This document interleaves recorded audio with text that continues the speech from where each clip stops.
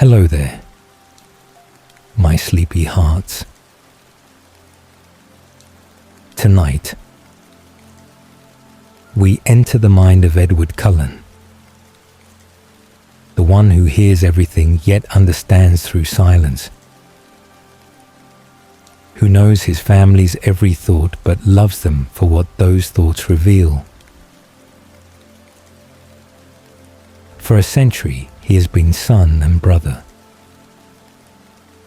witness to their unguarded hearts, keeper of their secrets and their truths. So before you settle in, I honestly hate doing this, but I gotta ask, if you're enjoying the videos, please consider subscribing. I'm trying to hit 1,000 subscribers before Christmas. That would seriously be the best Christmas present ever. And it keeps me going to make these Twilight stories for you. Alright. Now it's time. Let us drift together into Edward's eternal perspective, and let the voices of his family carry you gently into rest. Edward's first coherent thought after the fire of transformation subsided was not about what he had become, but about the face hovering above him in the lamplight. The face of the man who had spoken to him through 3 days of burning with a voice that promised the agony would end, and that something waited beyond the pain that might be worth enduring. Carlisle Cullen's thoughts reached Edward before his own thoughts fully formed. The doctor's mind filled with hope and fear and desperate prayer that this dying boy would forgive what had been done to him, that Edward would understand the gift Carlisle believed he was offering, even as he feared it might be nothing more than curse dressed in immortality. The year was 1918, and Edward Mason was 17 years old and had been dying of Spanish influenza in a Chicago hospital, where Dr. Cullen worked among the infected and the dying, his supernatural nature allowing him to move through wards of contagion without risk, while human doctors and nurses fell to the same disease they tried to treat. Edward remembered fragments of his human death, his mother Elizabeth begging the doctor to do something, anything, to save her son. Her fevered mind somehow recognizing that Dr. Cullen was different in ways she could not name, but that might mean hope where medicine offered none. He remembered Carlisle's face, beautiful and pale, and filled with such profound sadness, as he listened to a dying woman beg for her son's life, remembered losing consciousness in the hospital and waking in unfamiliar room with fire in his veins and screams tearing from his throat while cool hands held him still, and that same calm voice spoke of transformation and survival and a new existence that would require strength Edward did not yet possess. When the burning finally ceased and Edward opened his eyes to find the world sharp and bright and overwhelming in its detail and its colour, Carlisle's thoughts were the first thing Edward heard beyond his own confusion and his hunger and his horror at what his body had become. The doctor's mind was older than any human mind could be, dense with memories that stretched back centuries, his thoughts organized and disciplined in ways that suggested extraordinary control and extraordinary practice at containing and directing his own consciousness. Carlisle thought about how to explain what Edward now was, about whether to start with the practical realities of feeding and control, or with the philosophical implications of immortality and the choice between monster and man. His concern for Edward's well-being so genuine and so immediate that Edward understood before any words were spoken that he had been saved by someone who actually cared whether he survived, or whether he found any meaning or purpose in the existence he'd been given without his consent. The explanation, when it came, was measured and honest, Carlyle speaking aloud, while his thoughts provided additional context and additional reassurance that Edward could hear even as he struggled to understand that he could hear thoughts at all. Vampires existed, and Edward was one now. His human life ended by the same influenza that had killed his parents days before Carlyle took him from the hospital morgue, where Edward's body had been placed prematurely by overwhelmed staff who could not distinguish between dying and dead among so many victims. The transformation had taken 3 days and had remade every cell in Edward's body into something harder and faster and functionally indestructible.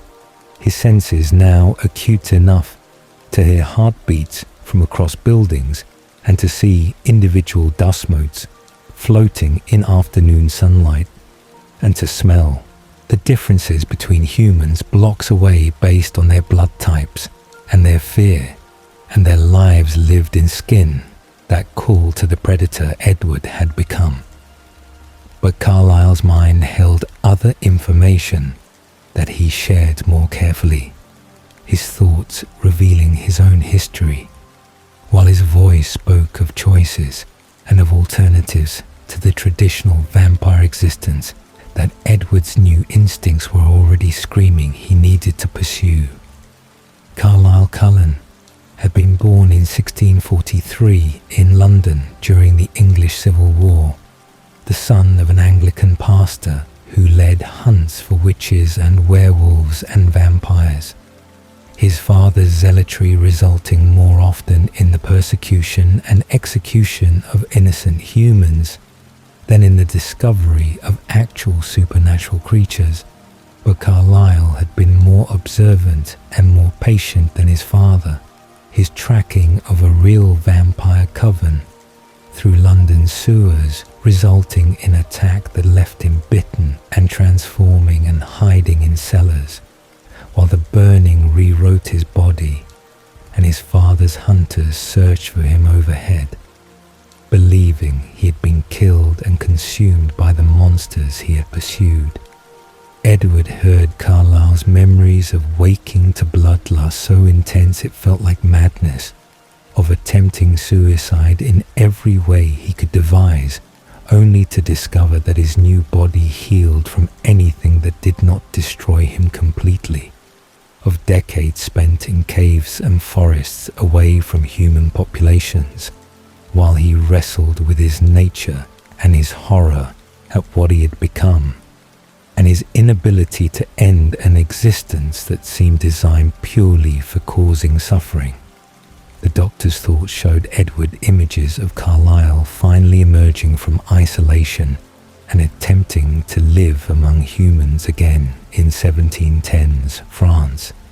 His discovery that animal blood could sustain him coming accidentally when he was weak with thirst and a deer crossed his path and he fed without thinking, and found that while animal blood was less satisfying than human blood, it was sufficient to maintain his strength and his sanity.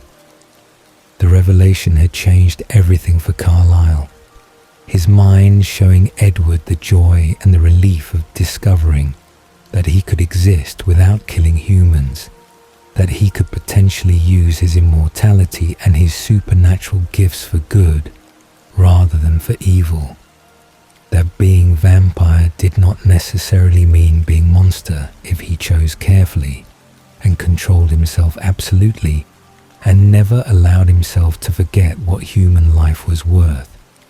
Carlyle had spent the next 2 centuries learning medicine and serving humans and perfecting his control until human blood no longer tempted him, even when he stood in operating rooms with patients bleeding across his hands and his throat burning with thirst that he had learned to ignore as completely as humans ignored their own breathing. Edward listened to Carlyle's proposal that he could live this same way, that he could survive on animal blood and retain some measure of his humanity and find purpose in immortality beyond the hunt and the kill and the endless cycle of feeding and hiding that characterized most vampire existence. And Edward's response was confusion and disbelief and anger at being made into monster and then told he could somehow be something other than what his every instinct demanded. The first years were difficult beyond what Carlyle's thoughts had prepared Edward to expect. The young vampire's control nowhere near developed enough to allow him safely among humans.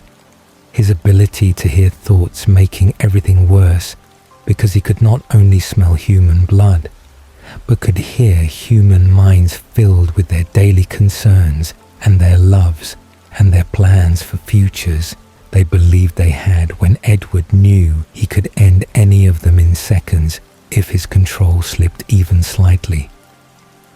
Carlyle was patient in ways that Edward would spend decades trying to comprehend. The doctor's thoughts never wavering in their certainty that Edward would eventually master himself and would find ways to exist that brought meaning rather than despair. They moved frequently in those early years, Carlyle establishing medical practices and Edward attempting to exist in proximity to humans while learning to hunt animals with efficiency that made the hunting itself bearable, if never truly satisfying. The doctor taught Edward about their world, about the Volturi who ruled from Italy, and enforced the laws that kept vampire existence secret from humans, about the various covens and nomadic vampires who moved through the world either feeding carefully enough to avoid exposure or moving quickly enough that the deaths they left behind could be attributed to natural disasters or human violence.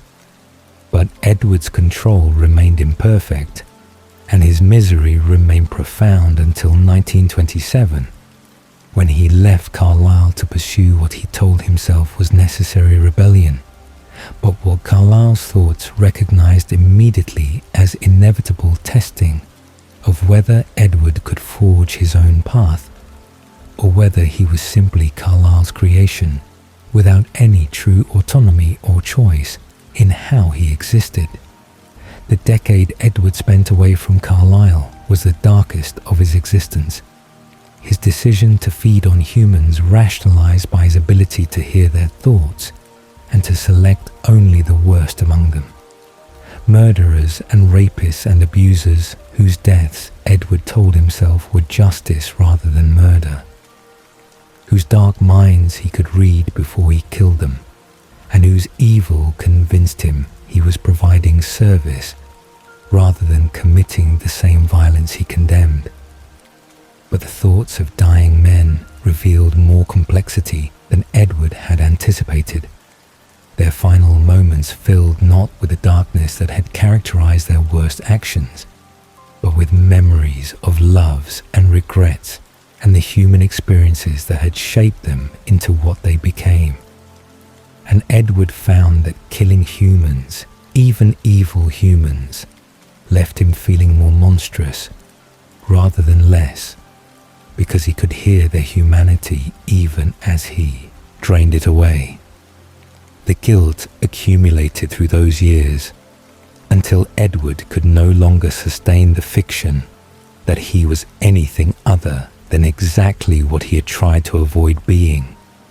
And in 1931, he returned to Carlisle in Wisconsin, where the doctor had established another medical practice and had waited patiently for his son to come home. Carlyle's thoughts when Edward appeared, contained no judgment and no triumph at being proven right. Only relief and welcome and love so uncomplicated and so absolute that Edward felt its weight like physical pressure against his consciousness. The doctor asked no questions about where Edward had been or what he had done, his thoughts making clear that he knew and understood and forgave without requiring confession or penance beyond Edward's presence, and his obvious determination to resume the vegetarian lifestyle that he now understood was not restriction, but liberation from the hunting and the killing that would otherwise consume him entirely. They talked for days while Edward adjusted to animal blood again, and Carlyle shared what he had been doing during Edward's absence. And Edward heard in his father's thoughts the loneliness and the fear and the hope that had characterized those 10 years of waiting for his son to return. The bond between them deepened after Edward's return in ways that went beyond simple father and son relationship. Their connection built on Carlyle's unwavering faith in Edward's essential goodness, despite all evidence to the contrary, and on Edward's gradually developing understanding that Carlyle's gift had not been simply immortality, but had been family and purpose, and the possibility of existence that transcended mere survival. They talked about everything across the decades that followed, their conversations ranging from medical advances and literature and philosophy to the nature of their existence, and whether souls survived transformation, and what meaning they could create from centuries of life that would never end, unless they chose to end it through confrontation with the Volturi, or through some other method of destruction that their kind found difficult to achieve accidentally. Carlyle's mind was endlessly fascinating to Edward, his thoughts organized like libraries with sections devoted to his various interests, and his memories catalogued carefully and accessed deliberately rather than randomly, his control extending even to his own consciousness in ways that suggested centuries of practice at being exactly who he chose to be, rather than simply reacting to circumstance or impulse. The doctor thought about medicine constantly, his mind working through diagnoses and treatments and research even when he was not actively working, his genuine desire to heal and to serve making his thoughts peaceful in ways that Edward found soothing after the chaos of other minds he encountered. Carlyle thought about Edward often, his fatherly pride evident in mental comments about Edward's intelligence or his musical ability or his growing control, his hopes for Edward's happiness, a constant quiet thread running beneath whatever else occupied his attention. The family that grew around them through the 1920s and 30s was Carlyle's creation and Carlyle's gift to Edward. Each new member added because Carlyle could not bear to let death claim someone who might be saved, or because he recognized in them potential for the life he had built and wanted to share. Edward heard Carlyle's thoughts change in 1921 when they encountered Esme Evanson dying in a hospital morgue. The doctor's mind suddenly filled with recognition and longing and determination that this woman would live, even though her suicide attempt suggested she had given up on life entirely. Esme's transformation and her integration into their small family brought Carlyle a happiness that Edward had not known his father lacked. The doctor's thoughts now constantly returning to his mate and to the home she created for them, and to the completion he felt with her presence that made clear he had been lonely even with Edward there. Edward watched Carlyle fall deeper in love with Esme across the years, the doctor's thoughts about his wife never diminishing in their intensity or their reverence, his mind holding images of her face and memories of her voice, an anticipation of returning home to her that made clear this was the relationship Carlyle had hoped Edward might eventually find for himself. The doctor's pride when Edward showed restraint around humans, or made ethical choices, or demonstrated the control that Carlyle had always insisted was possible, manifested in his thoughts before he ever spoke praise aloud. His mental celebrations of Edward's successes more effusive than any words Carlyle's reserved nature would allow him to express directly. When additional family members arrived, Carlyle's thoughts revealed his careful consideration of how each new vampire would affect their family dynamic and whether their presence would help or harm Edward's continued development and happiness. Rosalie's addition in 1933 came with Carlyle's hope that she might be Edward's mate, the doctor's disappointment when that connection failed to materialize quickly replaced by concern for Rosalie herself and determination to help her find peace, despite the violence of her transformation and her subsequent revenge against her attackers. Emmett's addition in 1935 came at Rosalie's desperate request. Carlyle's thoughts calm and focused as he transformed the dying boy, while worrying whether this impulsive decision would create another vampire as damaged and angry as Rosalie had been, or whether Emmett's nature would prove more adaptable to their existence. Alice and Jasper's arrival in 1950 brought Carlyle both joy at expanding their family and concern about Jasper's control and his history. The doctor's thoughts working through how to help this damaged vampire find healing, while also ensuring the safety of humans in their vicinity and maintaining the cover that allowed them to live openly in human communities. But Carlyle's faith never wavered in any of them. His thoughts about each family member characterized by the same absolute belief in their potential for goodness and their ability to choose themselves rather than simply accepting what their vampire nature seemed to demand. Edward spent a century reading Carlyle's mind and never finding doubt about the path they had chosen or regret about the family they had built. The doctor's thoughts are steady and certain as his physical presence, his commitment to their lifestyle and their values unshakable, even when individual family members struggled or failed or required patience that would have exhausted anyone with less determination to prove that vampires could be more than monsters. Carlyle thought often about what they were building together, his mind holding vision of the future where their family continued indefinitely, adding new members occasionally and moving through the world carefully but without shame about what they were or guilt about how they existed. His hope that eventually others of their kind might adopt similar lifestyles and create community beyond simple covens united by feeding preferences. The respect Carlyle commanded from other vampires despite his unusual choices manifested in thoughts Edward heard during the rare occasions when they encountered others of their kind. Even the most violent and traditional vampires acknowledging Carlyle's age and his wisdom and his strength, even as they dismissed his vegetarian lifestyle as eccentricity rather than viable alternative.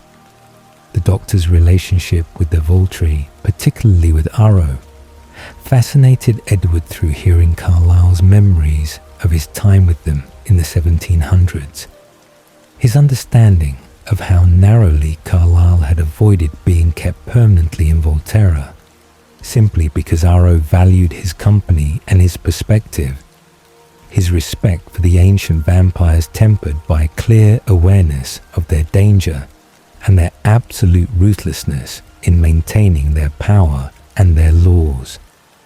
Edward could never adequately express his gratitude for what Carlyle had given him, the doctor's thoughts making clear he required no thanks, and considered Edward's presence and Edward's choices reward enough for whatever effort had been required to guide him through transformation and rebellion and back to family. Carlyle loved him. Edward knew this from reading thoughts that could not lie or hide or perform for his benefit. Loved him as truly as any father had ever loved any son, whether born or made. His pride in Edward's accomplishments and his faith in Edward's character, absolute and unchanging across decades of existence together. Carlyle's thoughts changed in the summer of 1921 with a suddenness that startled Edward. From his reading, the doctor's mind flooding with memories of a girl he had treated years earlier for a broken leg, a 16-year-old whose face had stayed with him through decades because something in her smile and her gentle nature had suggested she might understand what he was if she ever learned the truth.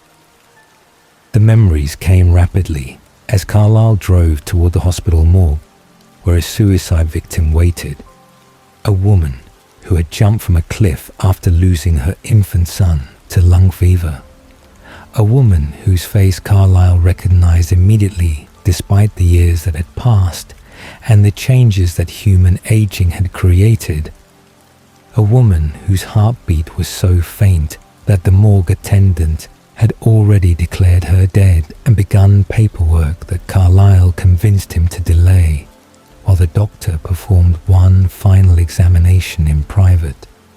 Edward waited at home while Carlyle transformed Esme Platt in the room he had prepared, the doctor's thoughts reaching Edward across the distance with clarity that made obvious how profoundly this transformation differed from Edward's own, or from any other Carlyle had considered.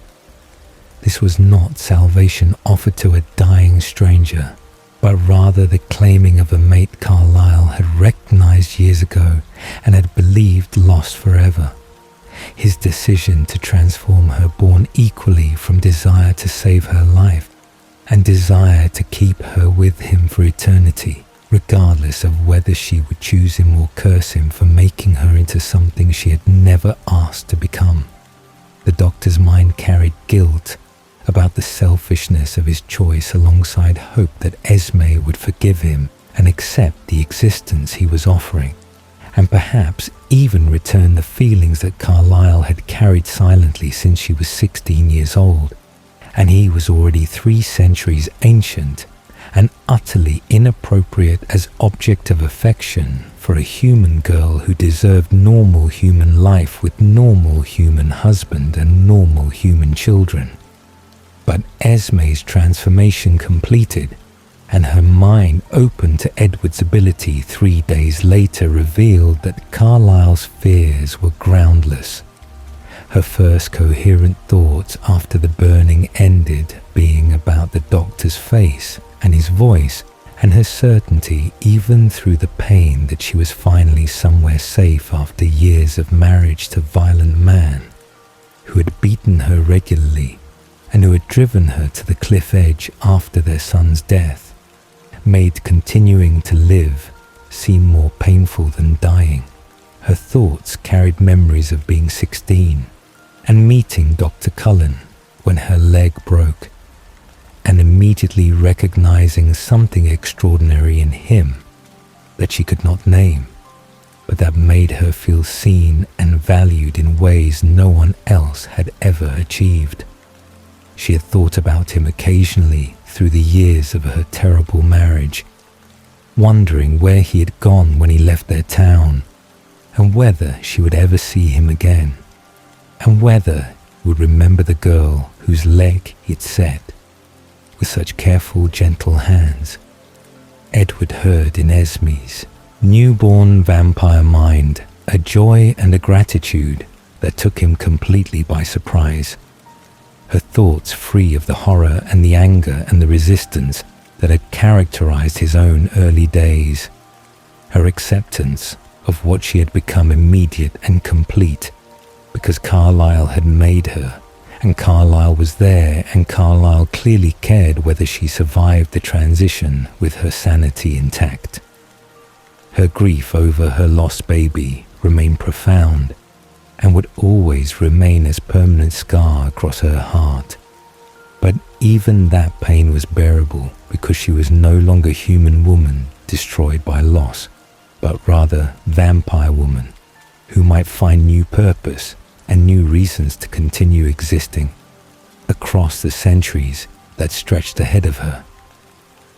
Carlyle's love for Esme was evident in every thought the doctor directed toward his new mate, his mind constantly checking on her comfort and her adjustment and her happiness, his concern that he had acted selfishly in transforming her warring with his joy at her presence, and his relief that she seemed to want him as much as he wanted her.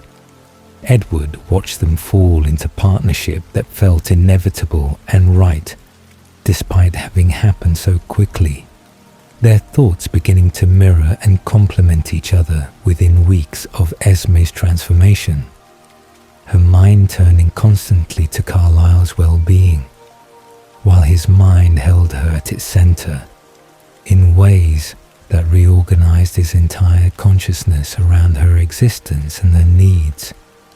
But Esme's thoughts included Edward from the beginning in ways that surprised and touched him, despite his certainty that he did not need mothering and that he was functionally adult despite his frozen age of 17.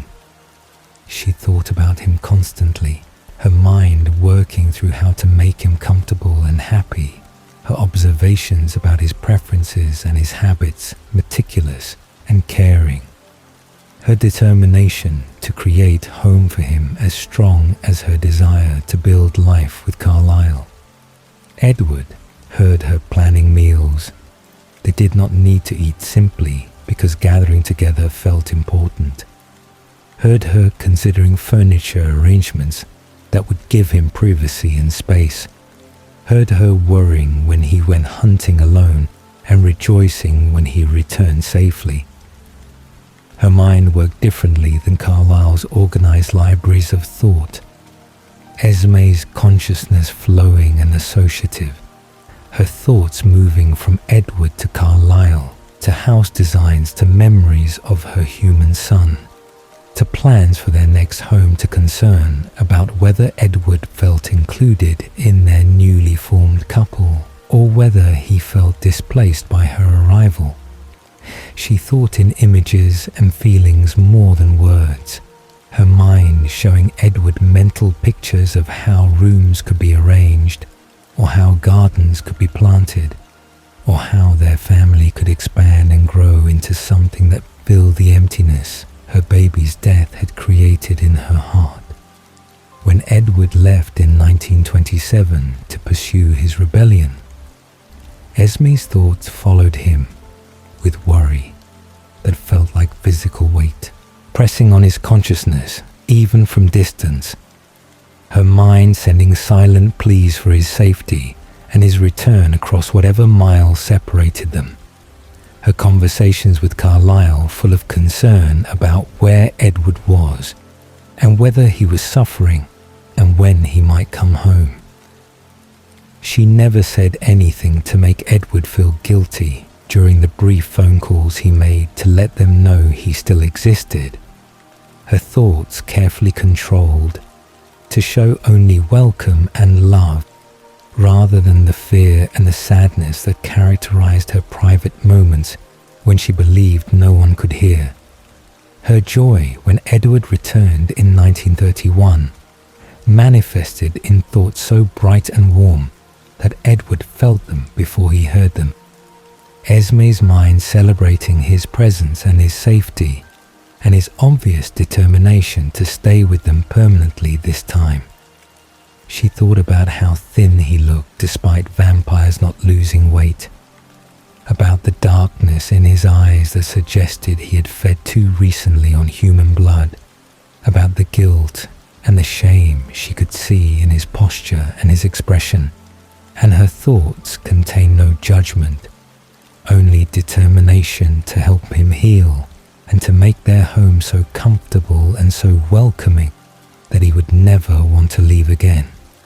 The decades that followed revealed the full depth of Esme's maternal nature, her thoughts constantly monitoring each family member's emotional state and physical comfort, her mind working through how to support Carlisle's work and Edward's interests, and later Rosalie's vanity and Emmett's energy and Alice's visions and Jasper's struggles.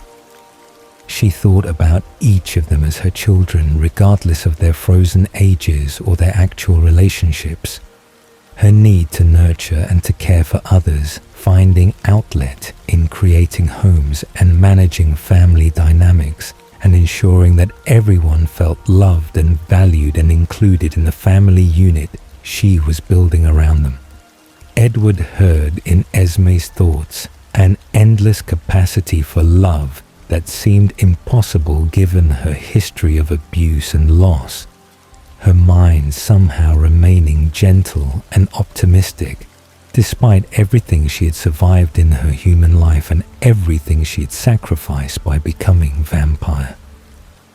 She thought about the baby she had lost with grief that never fully faded, but that transformed over time from sharp agony to dull ache, her family gradually filling the space that child had occupied in her heart. Each adopted vampire son and daughter receiving portion of the love she would have given to the infant who had died in her human arms. Her relationship with Carlisle deepened across the years into something Edward found simultaneously beautiful and uncomfortable to witness through their unguarded thoughts, their minds so intertwined that their thoughts often finished each other's ideas, their love manifesting in constant small considerations and gestures that required no discussion, because each knew instinctively what the other needed or wanted. Esme thought about Carlisle with reverence and passion and contentment, her mind holding him as the center of her existence, while somehow maintaining enough space to include their adopted children in her heart and her daily considerations. She created homes for them wherever they moved, her thoughts full of paint colors and furniture arrangements and garden designs, her ability to transform any house into sanctuary for their family, something she took pride in, even though no one except Edward knew how much thought and effort went into making each space feel safe and comfortable and uniquely suited to their family's needs. Esme's mind worked through practical considerations like ensuring Edward had quiet space away from family noise where he could read or play piano, making sure Rosalie had proper lighting and mirrors for her grooming rituals, creating workshop spaces for Emmett's projects, giving Alice room to store her shopping acquisitions and fashion experiments. Her worry about Edward's isolation and his loneliness was constant thread running through her thoughts across the decades. Esme's mind regularly considering whether there might be someone somewhere who could be Edward's mate. Her hope that he would find the same completion and happiness she had found with Carlisle, making her watch human girls and vampire women they encountered with careful assessment of whether any might suit her son's complex nature and his extraordinary gift. She thought about how difficult Edward's ability must make finding love, how hearing every thought would eliminate mystery and romance and the gradual discovery that characterized normal courtship, how his standards were impossibly high because he could see into hearts and minds and know immediately whether genuine compatibility existed or whether attraction was only physical or temporary. Edward found Esme's maternal concern simultaneously touching and frustrating. Her desire for his happiness so genuine and so persistent that he could not dismiss it even when he wanted to insist that he was fine alone and did not need or want the kind of relationship she hoped he would find. Her thoughts never pushed or demanded, but simply held steady hope and steady love. Her certainty that he deserved happiness and would eventually find it unshakable, despite decades of evidence that perhaps Edward was simply meant to exist as permanent observer of others' loves, rather than as participant in his own romance. The way Esme thought about their family revealed how completely she'd embraced her role as matriarch and mother, her mind holding complex understanding of each member's strengths and weaknesses and needs, her thoughts working through how to manage conflicts before they escalated and how to support struggling family members without making them feel inadequate or pitied. She thought about family dinners they did not need to eat as important rituals that kept them connected, about holidays they celebrated more for form than for meaning as opportunities to demonstrate their humanity to watching human neighbors, about the small daily interactions that built family bonds across years and decades and eventually centuries of existence together. When tensions arose between family members, Esme's thoughts immediately moved to mediation and peacemaking, her mind working through how to help each person feel heard and valued, while also maintaining family unity and ensuring that conflict did not fracture the bonds she had worked so carefully to build and maintain. Edward heard her worry about Rosalie's bitterness and her hope that Emmett would help soften his mate's anger, heard her concern about Jasper's control and her faith that Alice's visions would keep him from making mistakes that would destroy him, heard her quiet sadness when Edward withdrew from family activities or spent too much time alone with his books and his piano. But underneath all her thoughts about individual family members ran deeper current of complete contentment with the existence she had been given. Esme's mind returning regularly to gratitude for Carlisle's decision to save her and transform her. Her thoughts making clear that she considered vampire life infinitely preferable to the human existence she had escaped through death and rebirth.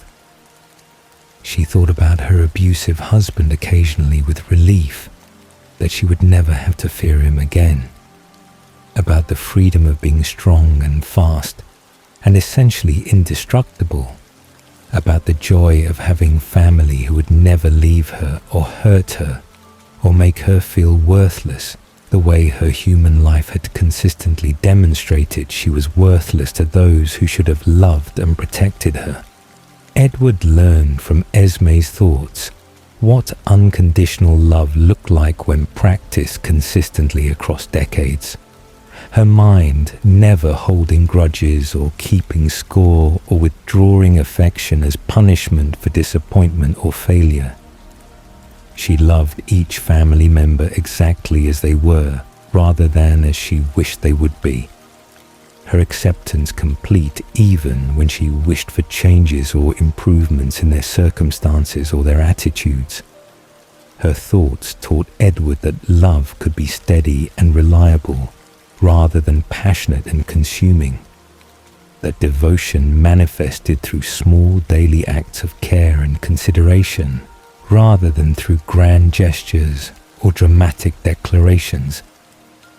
The knowledge that Esme had rebuilt herself entirely around caring for others after losing everything that mattered in her human life gave Edward hope that perhaps existence could have meaning beyond simple survival, that perhaps family and purpose could be created rather than simply inherited or discovered accidentally.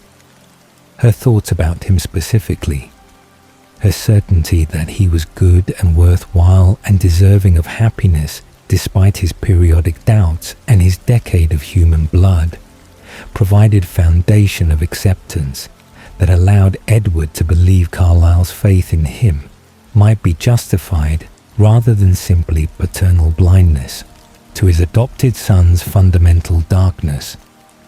Esme's presence in their family transformed it from collection of individuals living together into actual functioning family unit with emotional bonds and shared history and commitment to each other that transcended simple survival strategy or convenient arrangement. Edward heard in her thoughts the architecture of family she was building deliberately and carefully, her mind holding vision of their future together that included more members and more homes and more years of existence that would be bearable and perhaps even beautiful because they would face it together rather than alone. Rosalie Hale's thoughts hit Edward like physical assault when Carlyle brought her home in 1933. Her mind so loud and so chaotic and so filled with rage and grief and vanity that Edward had to leave the house for 3 days simply to escape the overwhelming noise of her consciousness. She thought about her beauty constantly in those early weeks, her mind returning obsessively to mirrors and to memories of her human face and to comparisons between what she had been and what she was now.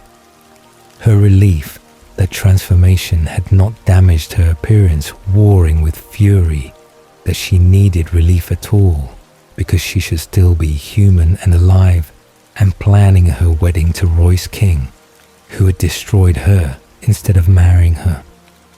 Carlyle's hope that Rosalie might be Edward's mate was evident in the doctor's thoughts before he ever spoke the suggestion aloud, his mind holding images of the two of them together and his certainty that someone as beautiful as Rosalie deserves someone as exceptional as Edward, and that perhaps physical attraction would lead to deeper connection that would give both of them the companionship Carlyle believed they needed.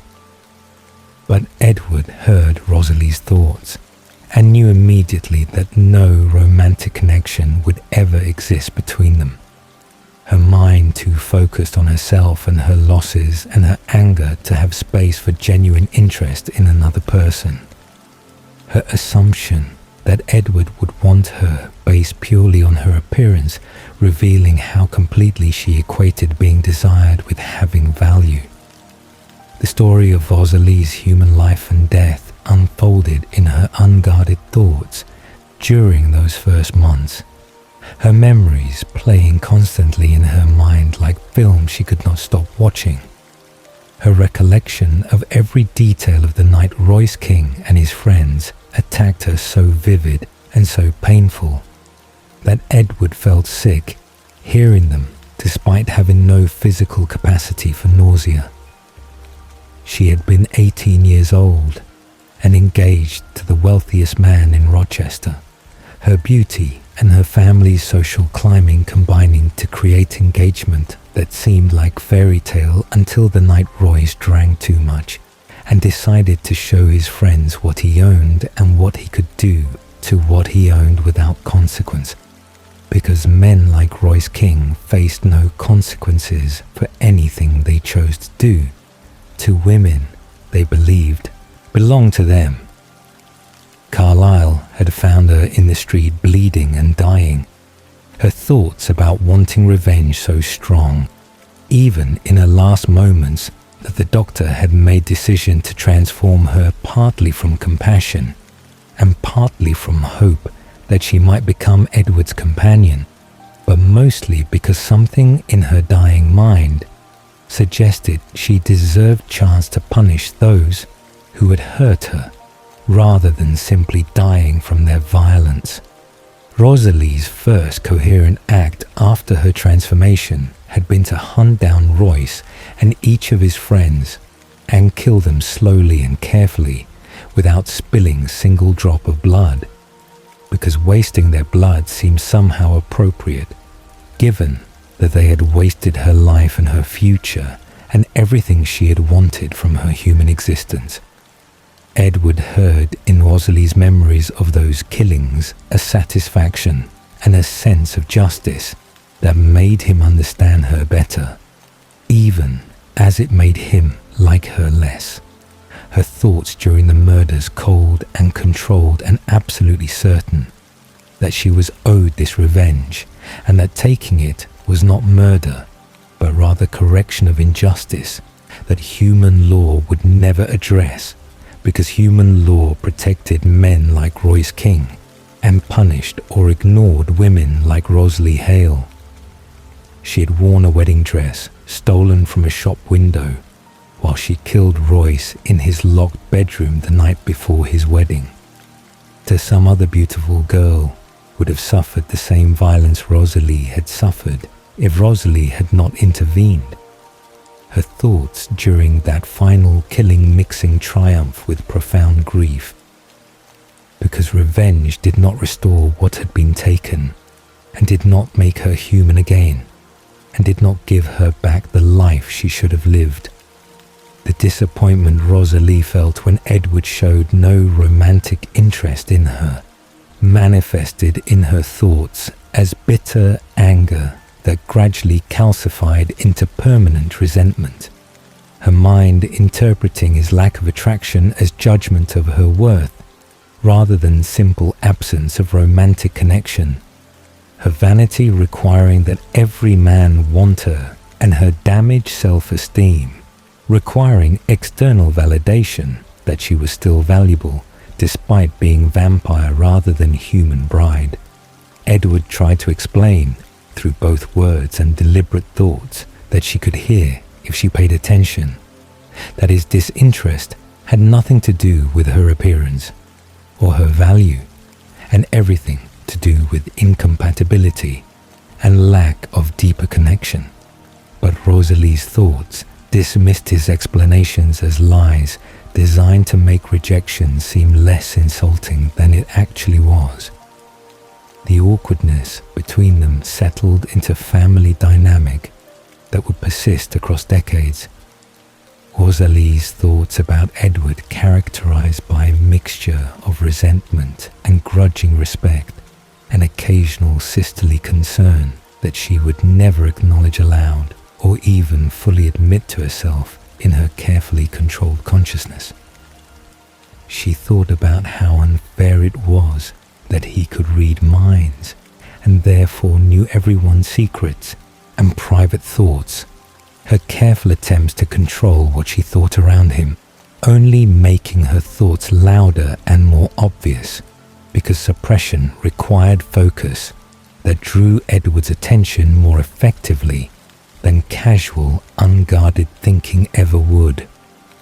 But Edward also heard in Rosalie's unguarded moments the deeper pain beneath her vanity and her bitterness, her obsession with her lost humanity, and her lost future revealing itself in thoughts about children she would never bear, and aging she would never experience, and normal human life that had been stolen from her by violence, and then by Carlyle's decision to transform her without her permission or her consent.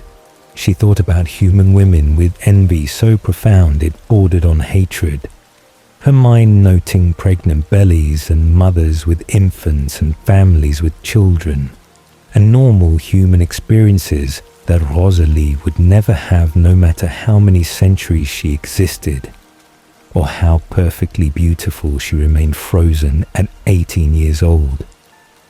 Rosalie's memories of her human life played in her consciousness like treasured recordings that she polished and perfected and returned to constantly, her thoughts editing and improving and mythologizing her human existence until it became idealized past that probably bore little resemblance to reality, but that served as constant reminder of everything she had lost. She thought about her mother and her friends and her plans for her wedding and her expectations for her life as wealthy wife and society matron. Her mind dwelling on details like dress fabrics and party invitations and social hierarchies that had seemed supremely important when she was human. But that meant nothing in vampire existence where beauty was common and wealth was easy and social position was irrelevant. Edward understood through Rosalie's thoughts that her resentment toward him was really resentment toward her own existence and her own choices, and the fundamental unfairness of a world that had punished her for being beautiful and then had made her eternally beautiful, as permanent reminder of everything that beauty had cost her. She did not hate Edward specifically, but rather hated that he represented acceptance of vampire life that she could never achieve, his contentment with immortality, and his lack of desire for human experiences, making her own grief and her own longings seem excessive or unreasonable, when really her feelings were completely valid responses to having her humanity stolen without her consent. The change in Rosalie's thoughts when she found Emmett McCarthy dying in the Tennessee mountains in 1935 was so dramatic and so sudden that Edward barely recognized her consciousness, her mind flooding with desperation and determination, and something that looked remarkably like love for this dying human boy she had never met, but who she carried across hundreds of miles to Carlisle, while begging silently for him to survive, and for Carlisle to transform him, and for the universe to give her this one person who might need her, and might want her, and might make eternal existence bearable. Edward heard in her thoughts during Emmett's transformation a hope she had not felt since her own human death. Her mind imagining futures where Emmett would wake and would love her and would choose her and would give her purpose beyond simply existing as most beautiful vampire in whatever room she entered. When Emmett opened his eyes and looked at Rosalie and thought she was an angel, and immediately loved her with uncomplicated enthusiasm that required nothing from her except her presence. Edward heard Rosalie's consciousness transform again into something almost peaceful, her thoughts finally finding contentment in being needed and wanted by someone who saw her as more than ornament or object. Emmett's love did not erase Rosalie's grief over her lost humanity or her resentment about her transformation, but it gave her reason to continue existing and person to care for who cared for her in return, his presence filling spaces in her heart that revenge had not touched and that beauty had not satisfied. Edward watched Rosalie become a better version of herself through Emmett's influence, her thoughts gradually including considerations beyond her own pain and her own losses, her mind learning to think about Emmett's happiness and Emmett's needs and how to build life together. That gave both of them meaning, despite the limitations of vampire existence. She still thought about children occasionally with grief that would never fully heal, her mind imagining the babies she and Emmett might have had if they were human. But Emmett's presence made those thoughts bearable rather than devastating, because at least she had love, even if she could not have family in the traditional sense. The relationship between Edward and Rosalie remained complicated across the decades, their sibling bond characterized more by mutual tolerance than by genuine affection. But Edward heard in her thoughts occasional moments of real concern for his well-being and real hope that he would find what she had found with Emmett. She thought about how lonely he must be, with his mind reading ability making genuine connection nearly impossible, thought about how his standards were probably too high because he could see into hearts and minds and know immediately when someone was unworthy, thought about whether he would ever find anyone who could make him as happy as Emmett made her, despite all the things she had lost and could never recover. Rosalie's resentment of Edward's gift never fully disappeared. Her thoughts about his mind-reading ability consistently negative because she valued privacy and control, and the ability to keep her thoughts to herself. But Edward also heard in those resentful thoughts a recognition that his gift was burden as much as advantage, and that perhaps being unable to not hear others' thoughts was its own form of curse that made his isolation inevitable rather than chosen. She would never admit sympathy for him aloud, and would never acknowledge that they shared experience of having gifts they had not asked for and could not fully control. But Edward heard in her unguarded moments that she understood him better than she wanted him to know she understood. Their shared experience of living eternally with regret created connection between them that neither would acknowledge, but that Edward recognized in Rosalie's thoughts about her human life and his thoughts about the humans he had killed during his rebellion. Both of them carrying grief about choices made or choices stolen, and both of them learning slowly across decades that perhaps existence could have meaning despite those losses if they allowed themselves to find purpose beyond mourning, what could never be recovered or changed. Rosalie taught Edward through her fierce protection of her own pain that grief deserved respect and space, and that moving forward did not require forgetting or dismissing what had been lost. That perhaps the most honest way to exist was to acknowledge the tragedy while choosing to continue anyway, because the alternative was giving up entirely, and neither of them were capable of that kind of surrender. Emmett McCarty's thoughts during his transformation were unlike anything Edward had heard before. The dying boy's consciousness remaining remarkably calm and even curious about the burning rather than terrified or anguished, as most newborns experience the 3 days of fire that rewrote human bodies into vampire form. Edward heard Rosalie's panicked mental pleas as she carried Emmett hundreds of miles to find Carlisle in 1935, her thoughts full of desperate hope that this boy she had found mauled by a bear in the Tennessee mountains could be saved and could become hers in ways that would make her immortal existence finally worth living. Carlisle's decision to transform Emmett came partly from compassion for the dying boy, and partly from recognition that Rosalie needed this person in ways that went beyond simple desire for companion. Her request the first thing she had asked for since her own transformation 2 years earlier. But what startled Edward most during those 3 days of Emmett's burning was the clarity and the acceptance in the newborn's thoughts, his mind working through what was happening to him with remarkable logic and minimal panic, his consciousness noting the pain and cataloguing the changes and wondering what he would become, rather than simply screaming internally for the agony to stop.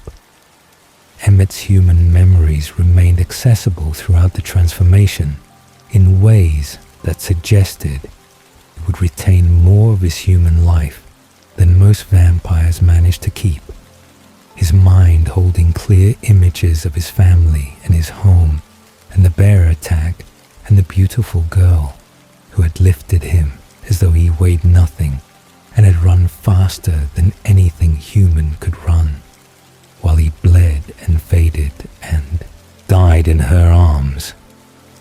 When Emmett opened his eyes after transformation completed and saw Rosalie's face, hovering above him.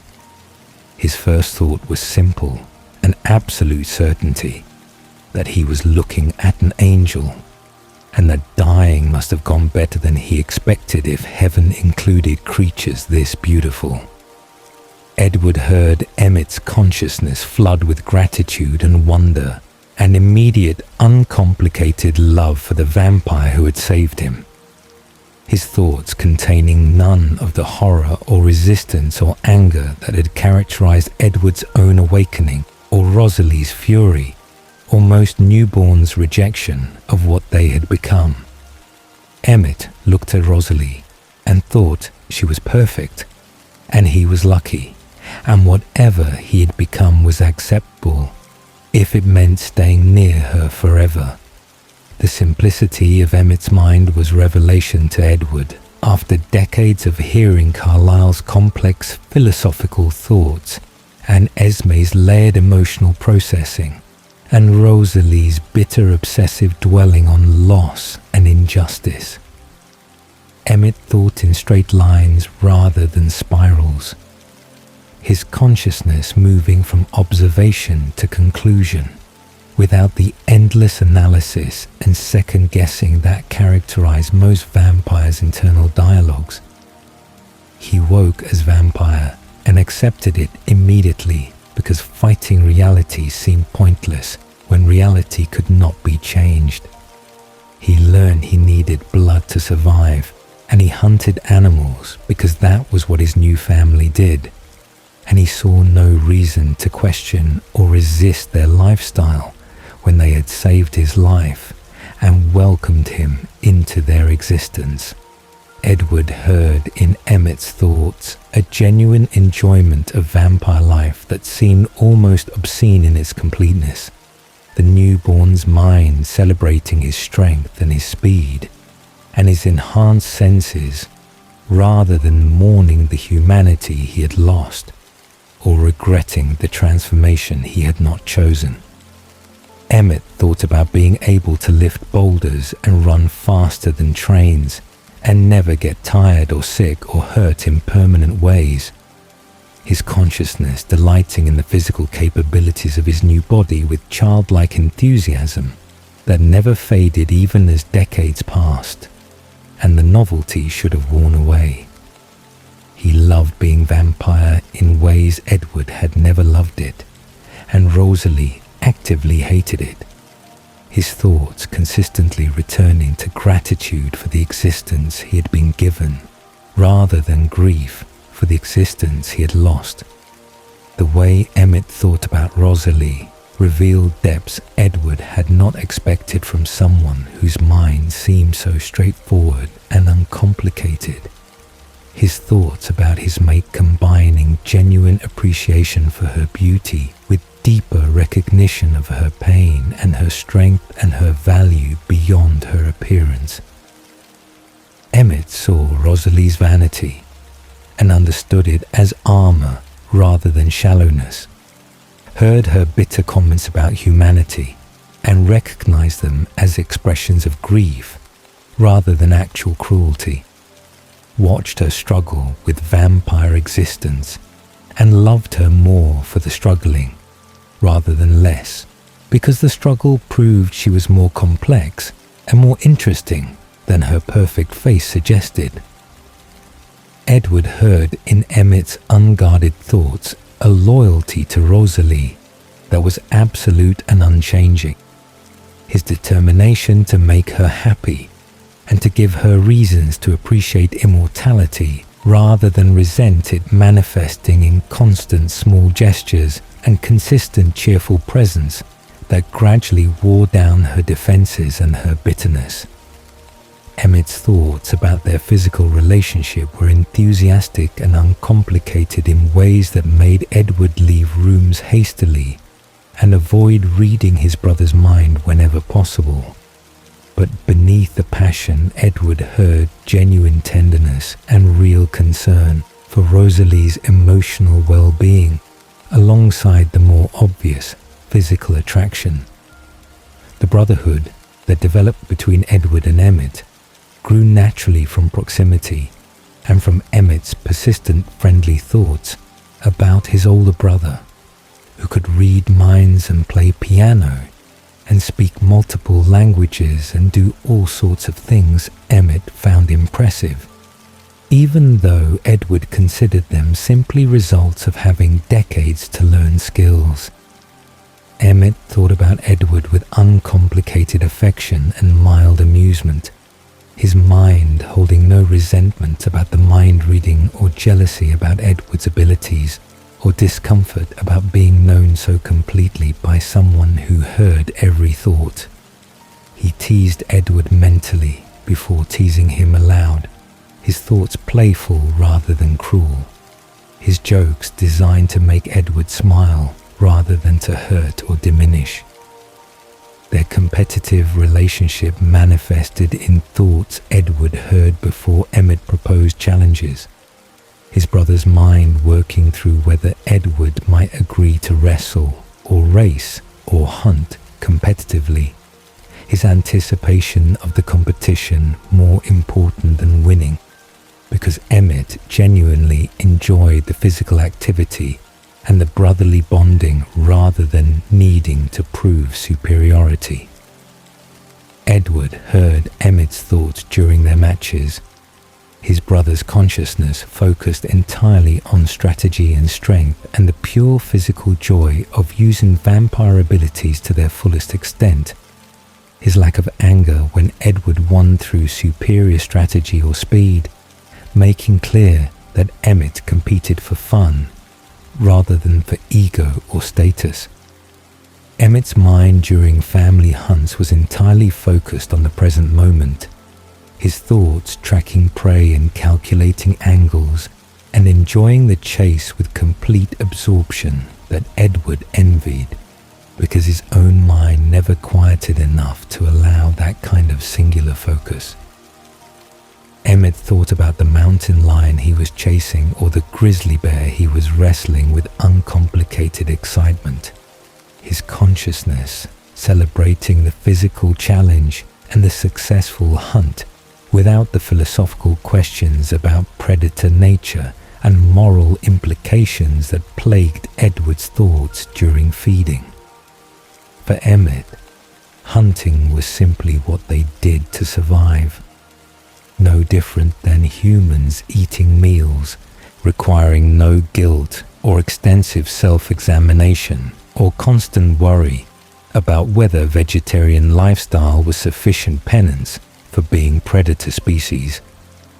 The role Emmet played in family dynamics became clear to Edward through hearing how his brother thought about each family member and how those thoughts influenced his interactions and his choices. Emmet's mind held genuine love for Carlisle and Esme as the parents who had accepted him into their family.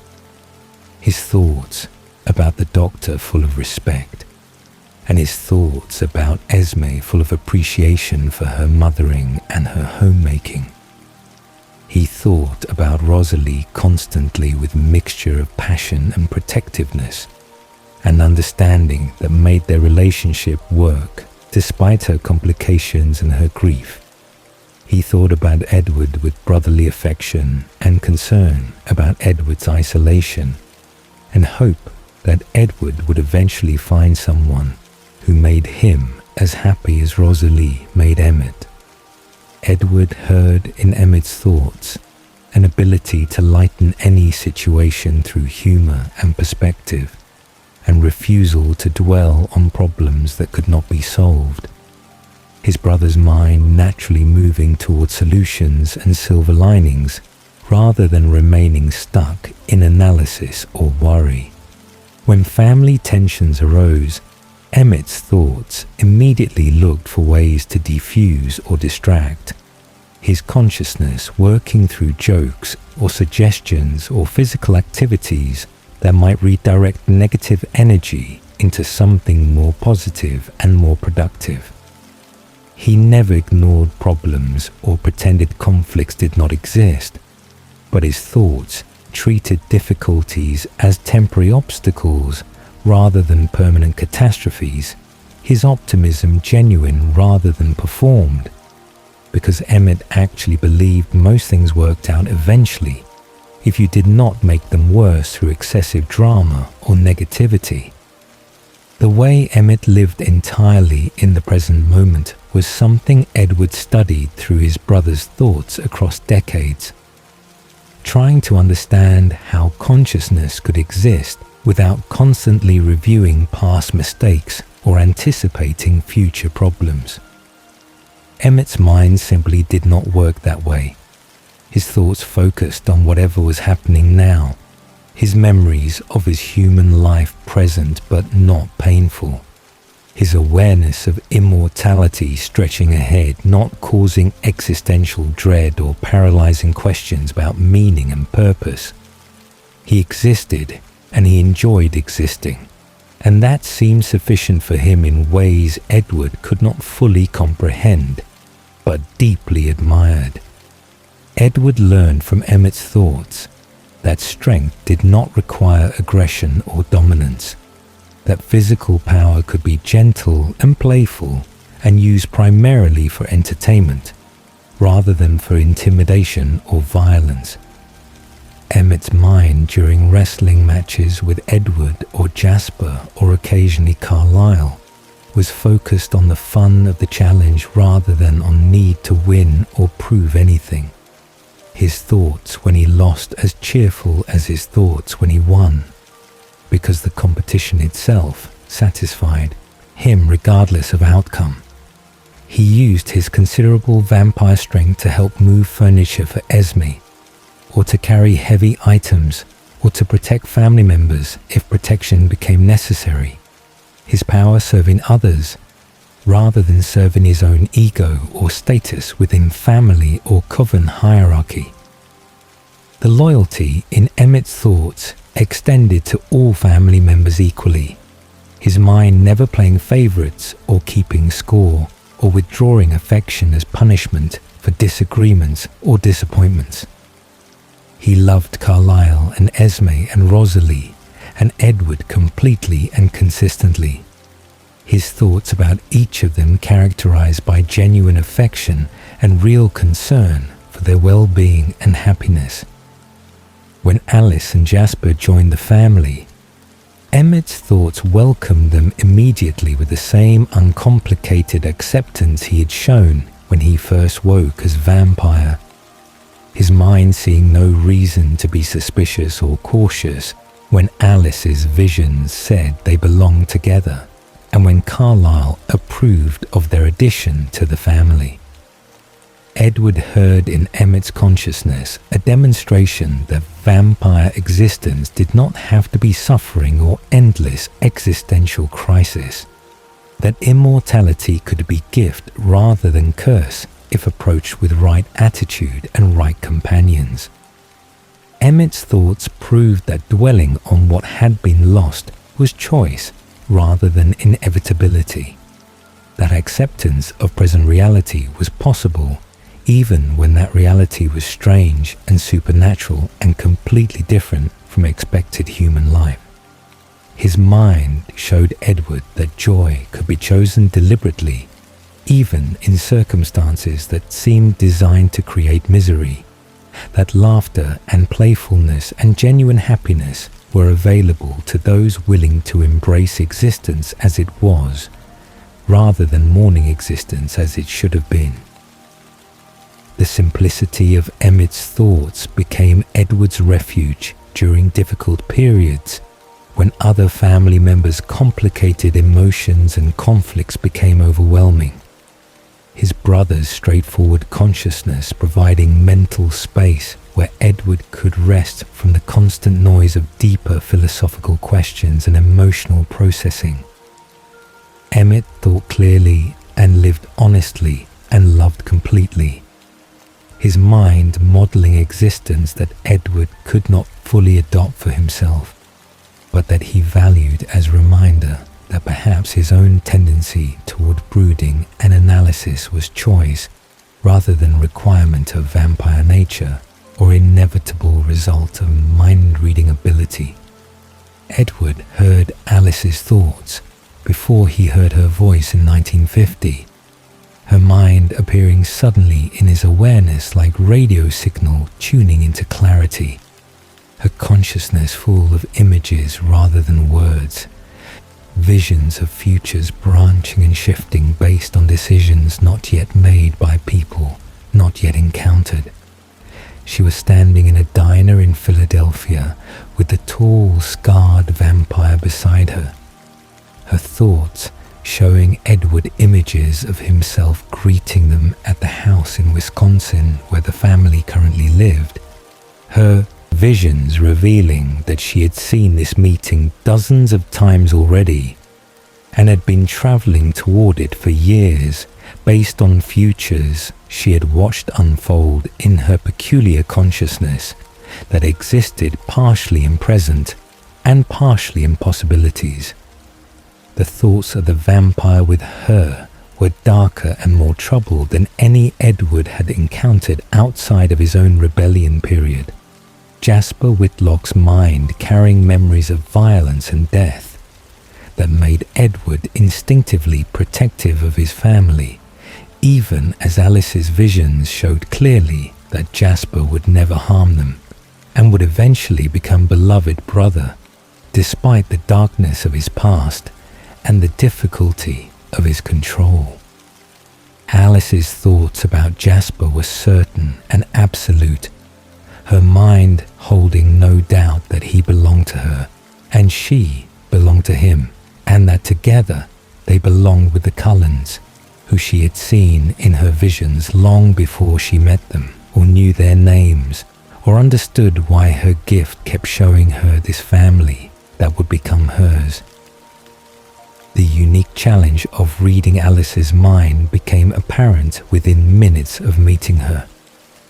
Edward's ability struggling to process thoughts that were not memories of past or observations of present, but rather images of futures that might happen depending on decisions that might be made. Her consciousness branched constantly, each vision splitting into multiple possibilities that split again and again until Edward felt dizzy, trying to follow the paths her mind was tracking simultaneously. She thought in moving images rather than in words or static pictures, her mind showing films of potential futures playing all at once. Her ability to navigate this chaos and extract useful information from the noise suggesting practice and skill Edward could not imagine developing, even if he had a gift instead of his own. But what startled Edward most about Alice's thoughts was a complete lack of fear or discomfort with his mind-reading ability, her consciousness remaining open and unguarded, even after she realized he could hear every vision and every thought. Her mental voice speaking directly to him sometimes with observations or jokes or comments she did not say aloud, because speaking to Edward required only thinking clearly rather than moving her lips. She thought about him with immediate sisterly affection that seemed impossible given they had just met. Her visions having shown her so many futures with Edward that she felt she already knew him intimately, even though he knew nothing about her except what her unshielded thoughts revealed in present moment. Alice's mind held no memories of her human life or her transformation. Her consciousness beginning in darkness in a psychiatric asylum in 1920, where she woke as vampire with no knowledge of who she had been, or who had transformed her, or why she could see futures that had not happened yet. Her thoughts about this blank past were surprisingly peaceful. Her acceptance of her lost history complete, because dwelling on what could not be remembered or recovered seemed pointless when the future was so much more interesting and so much more accessible than the past. She had created herself from nothing. Her personality and her preferences and her identity built entirely from visions of who she would become rather than from memories of who she had been. Edward heard in Alice's thoughts the years she had spent alone after waking, her visions guiding her away from the vampire who had transformed her and abandoned her, showing her how to hunt animals rather than humans, even though she had no Carlisle figure to teach her or explain why a vegetarian lifestyle was preferable to traditional vampire feeding. Her gift had shown her the Cullens years before she met them, her visions revealing that she belonged with this family and that she needed to find them and bring Jasper with her, because he belonged too, even though he did not know it yet.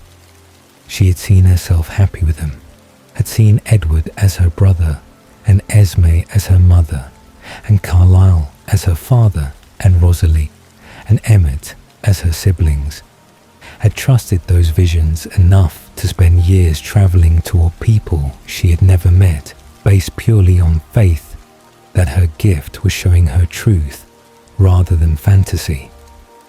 The bond between Alice and Edward developed with remarkable speed. Her thoughts about him consistently warm and interested, and amused by his tendency toward brooding and his isolation within family full of minds he could hear but could not escape. She saw futures where Edward was happy, and she was determined to help those futures come to pass.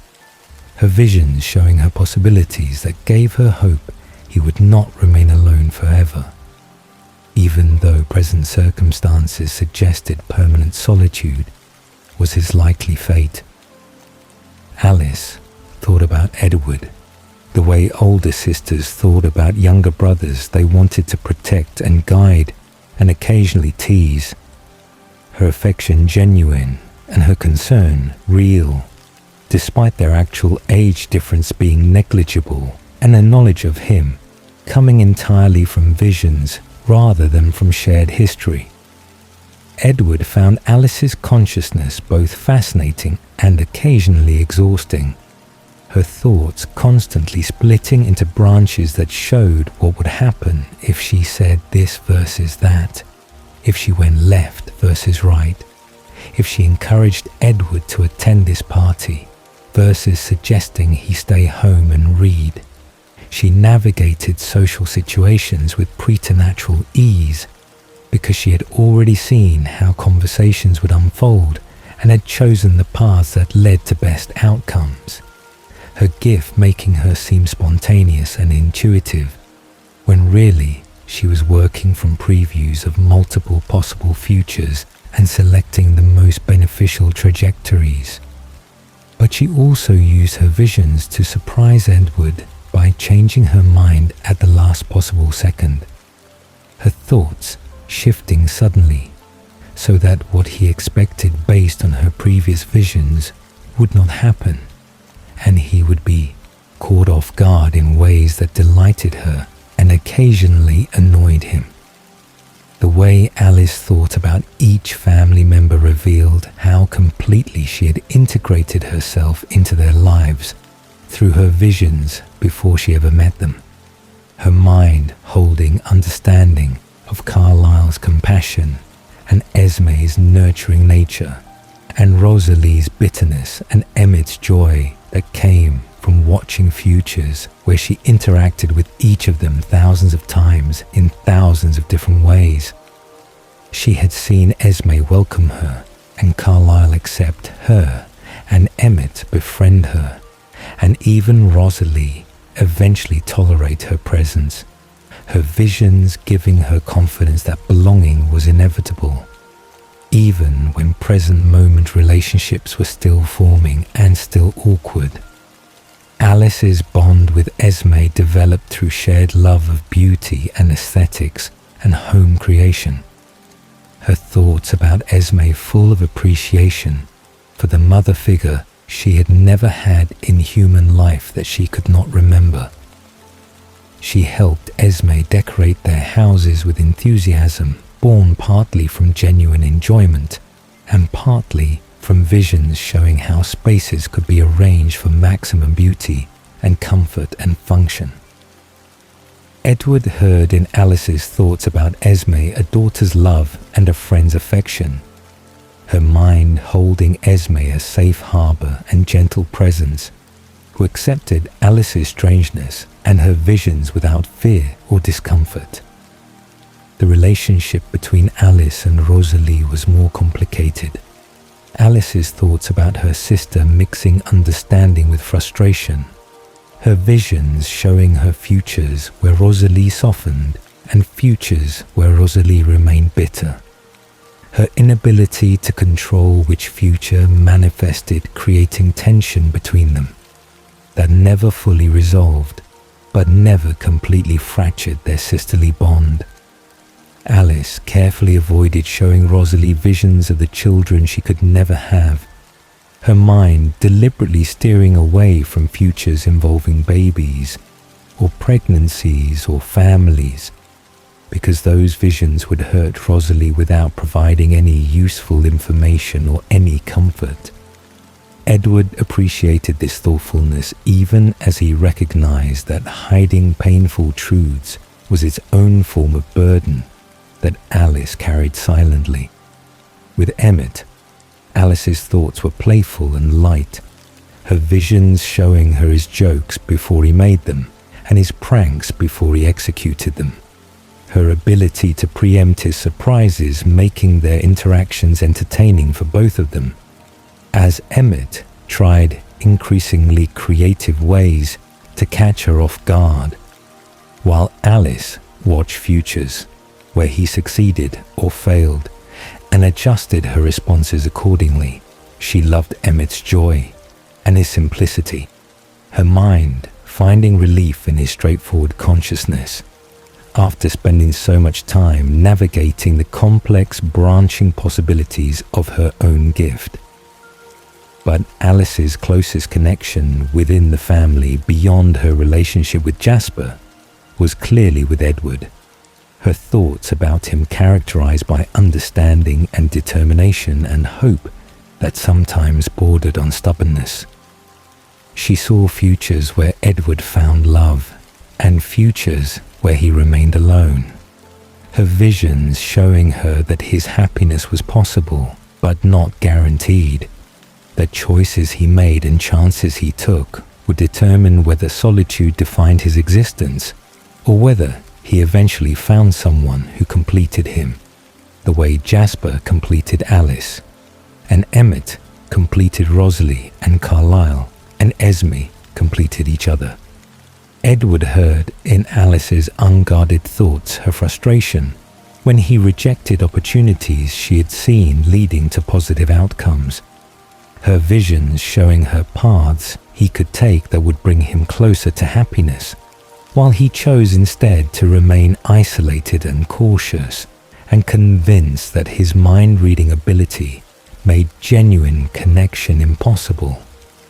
She tried to explain through thoughts and through words that she had seen him happy and loved and complete.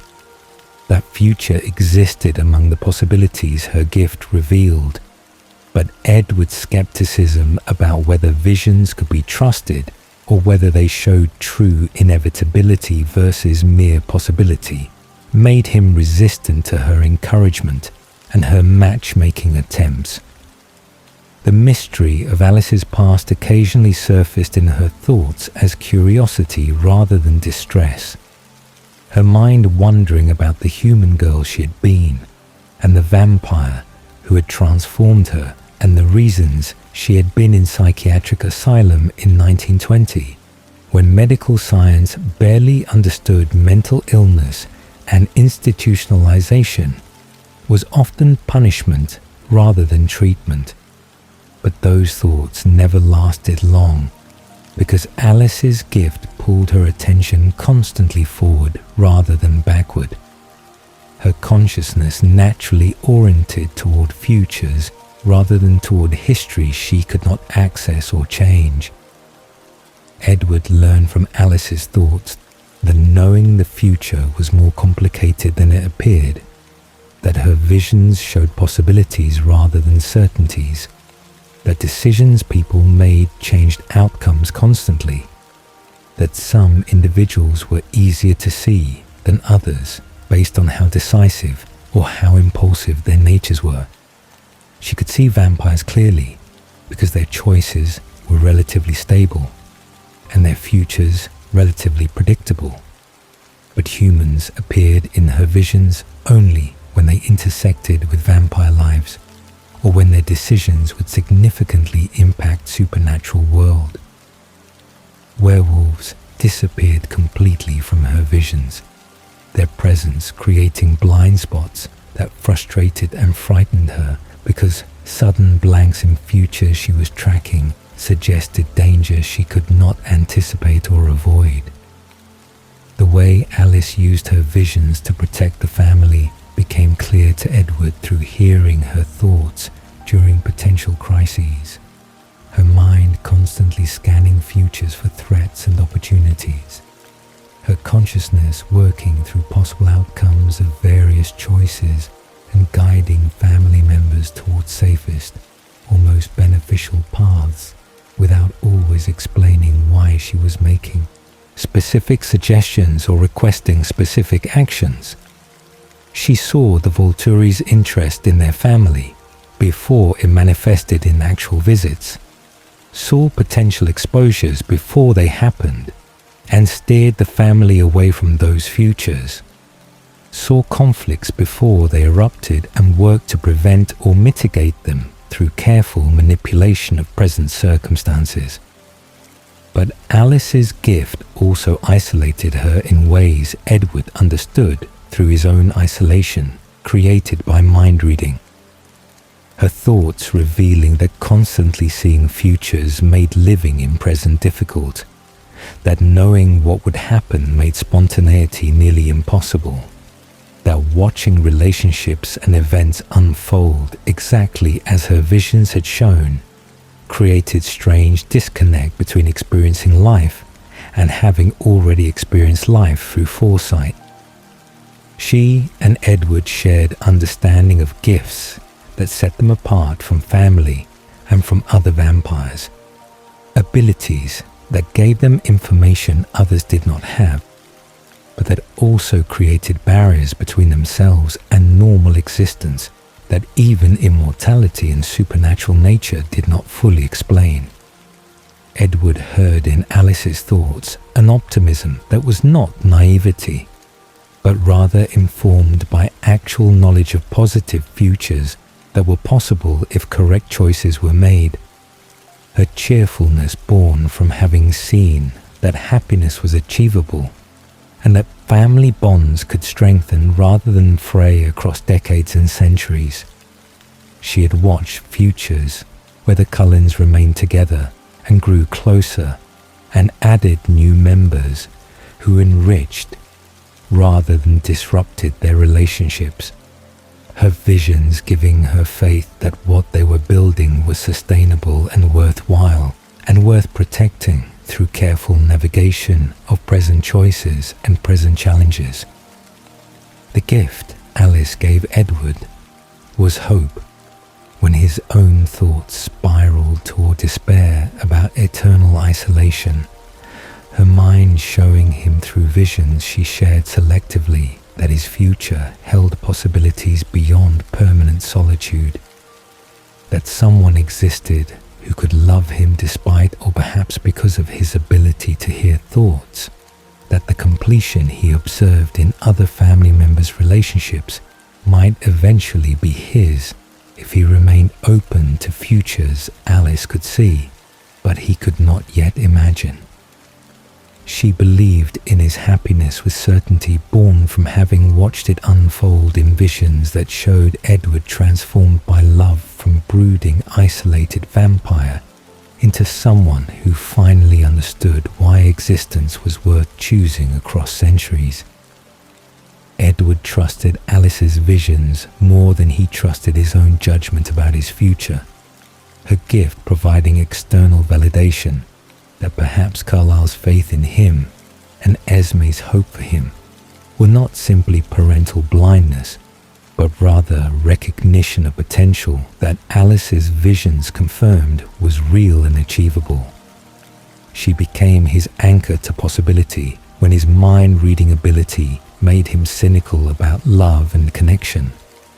Her thoughts reminding him that futures were not fixed and that choices mattered, and that giving up on happiness guaranteed the very isolation he feared, while remaining open created space for visions Alice had seen to manifest into reality. Jasper Whitlock's thoughts, when Edward first encountered them, were among the darkest and most troubled consciousness Edward had ever heard, his mind carrying memories of violence and death that made Edward's own rebellion period seem almost innocent by comparison. His decades in the Southern Vampire Wars having created psychological damage that Edward recognized immediately as profound and potentially permanent.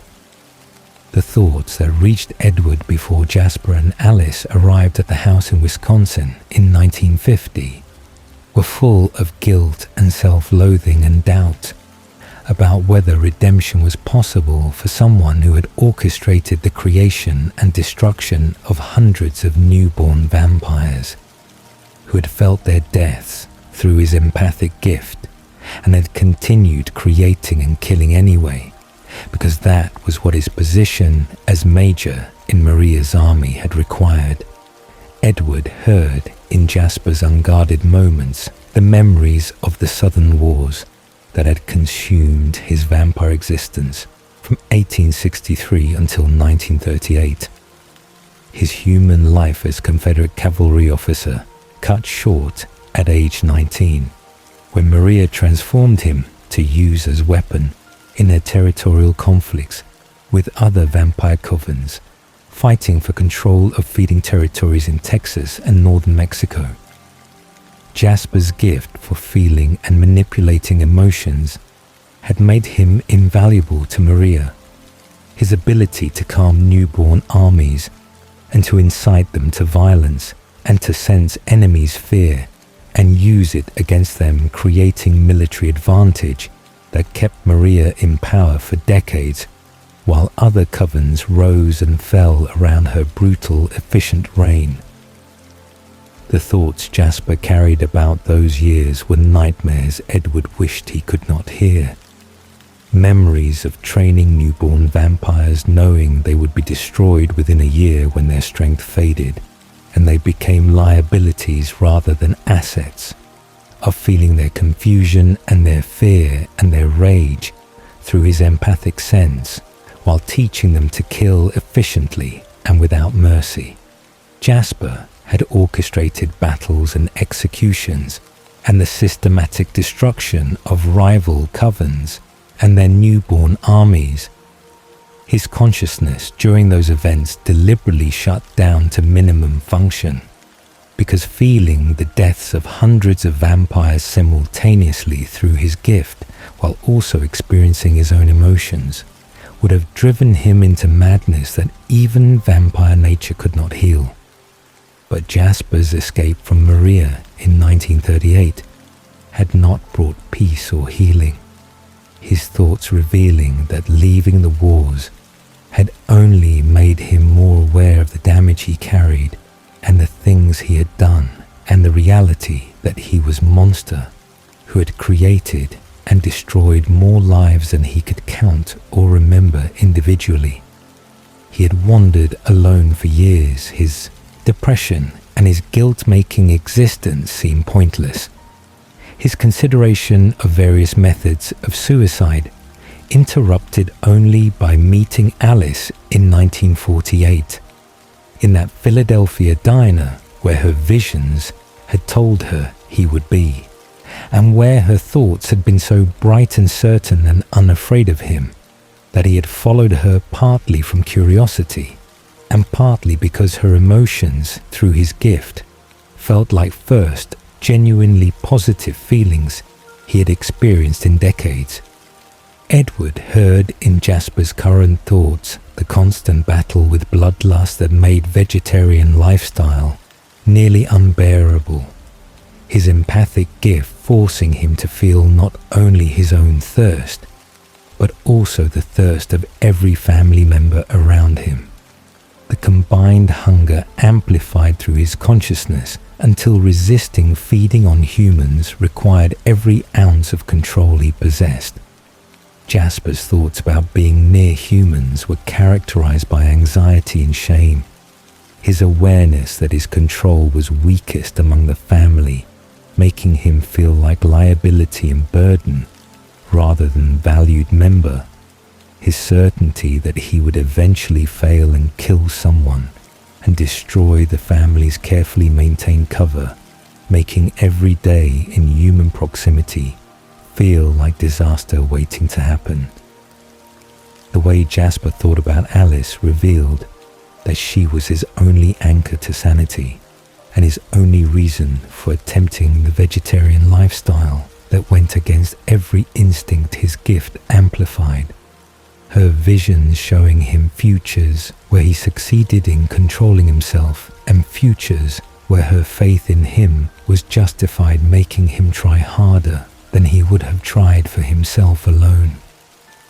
Edward heard Jasper's thoughts about Alice, characterized by wonder and gratitude and devotion so complete it bordered on worship, his mind unable to comprehend why this bright, strange vampire with her visions and her optimism had chosen him when he was damaged and dangerous and carried darkness that should have made her run rather than made her stay. But Edward also heard in Jasper's thoughts a growing connection to the family beyond Alice, his empathic gift allowing him to feel their emotions and understand them in ways that complemented Edward's mind reading and created different form of knowing. Jasper felt Carlyle's genuine compassion and lack of judgment, the doctor's emotional steadiness, and his absolute faith in Jasper's ability to overcome his past, providing foundation that Jasper's thoughts recognized as gift he did not deserve but desperately needed. He felt Esme's maternal concern and her hope for his healing, her emotions toward him uncomplicated by fear despite his history and his struggles, her ability to see him as her son rather than as former soldier who'd committed atrocities, making him feel almost human again in moments when her love reached him through his gift. Edward heard Jasper's thoughts about Emmett, characterized by relief and appreciation, his brother's straightforward emotions and genuine affection, creating respite from the more complex feelings of other family members. Emmett's amusement at Jasper's military background and his respect for Jasper's fighting skills, manifesting as emotions that were easy to process and easy to reciprocate. Jasper felt Rosalie's wariness and her resentment about his presence endangering their cover, but he also felt beneath her hostility a grudging respect for his control and occasional concern for his well-being that suggested she cared more than her surface emotions revealed. The relationship between Edward and Jasper developed slowly across the decades. Two brothers who understood isolation created by gifts that set them apart from others. Edward hearing thoughts, while Jasper felt emotions.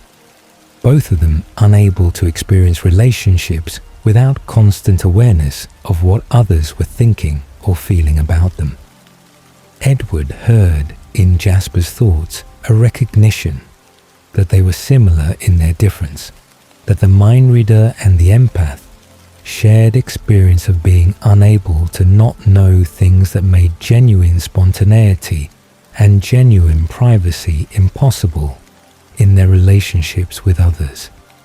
Jasper's strategic mind fascinated Edward during family activities like baseball games, or the rare occasions when they needed to plan defensive actions against potential threats.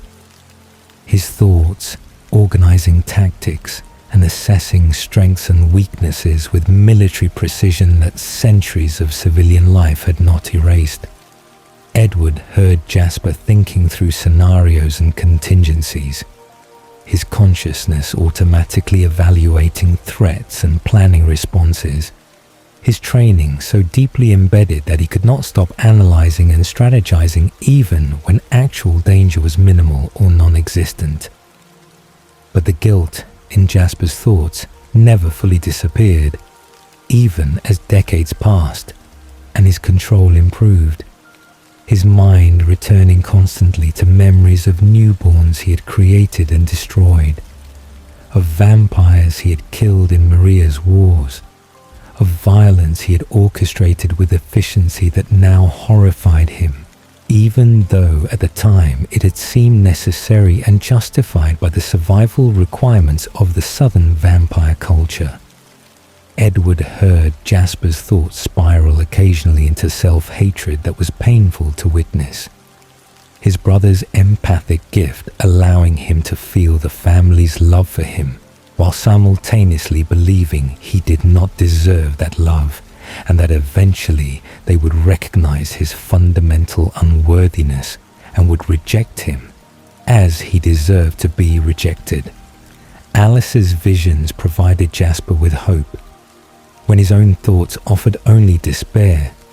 Her ability to see futures where he succeeded in maintaining control, and where he became valued family member rather than dangerous liability, giving him reason to continue trying, when his gift and his past suggested giving up would be easier and perhaps more honest.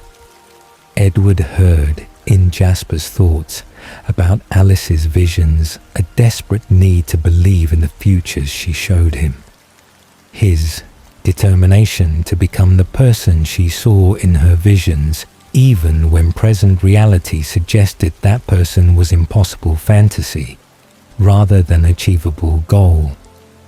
The way Jasper used his empathic gift to help family members revealed his desire to contribute positively, rather than simply being burden who required constant monitoring and accommodation. Edward heard Jasper's thoughts about calming Edward's anxiety, or soothing Rosalie's anger, or amplifying Emmett's joy during family gatherings. His gift employed carefully and sparingly, because manipulating family members' emotions felt like violation, even when done with good intentions and positive outcomes. Jasper's consciousness during these moments of using his gift was characterized by careful consideration and genuine concern. His awareness that emotional manipulation was a tool that could harm as easily as help, making him cautious about when and how he employed his ability. Edward learned from Jasper's thoughts that redemption was process rather than destination, that healing from profound damage required decades of patient effort and consistent choice-making, rather than single moment of transformation or forgiveness, that perhaps the most honest way to exist with terrible past was to acknowledge it fully, while choosing different future deliberately and repeatedly across years and centuries. Jasper's mind showed Edward that strength manifested in continuing to try after repeated failures, that courage meant facing each day knowing control might fail and choosing to try anyway, because the alternative was giving up entirely, and neither Jasper nor Edward were capable of that kind of surrender. The bond between Jasper and Edward deepened through shared understanding of gifts that isolated them, through mutual respect for each other's struggles and strengths, through recognition that they were brothers, not simply through Carlyle's creation of family, but through genuine connection built on understanding what it meant to live with abilities that made normal existence impossible. Edward heard in Jasper's thoughts about him a trust and an affection that Jasper struggled to express verbally, but that his emotions through his gift made clear to Edward in ways words could never achieve. Jasper's improvement across the decades was gradual but real, his control strengthening through practice and through family support, and through Alice's unwavering faith, his thoughts gradually including more hope and less despair, his consciousness slowly accepting that perhaps he could be more than his past, and that perhaps the family's love for him was justified rather than misplaced.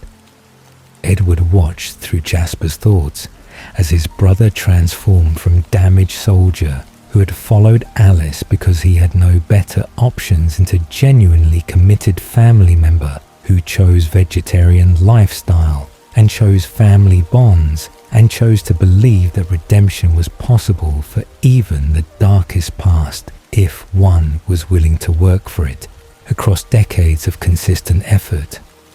The respect Jasper earned from the family manifested in thoughts Edward heard from each member, their recognition that his struggle was real and his effort was genuine, and his presence enriched rather than endangered them despite the legitimate concerns about his control around humans.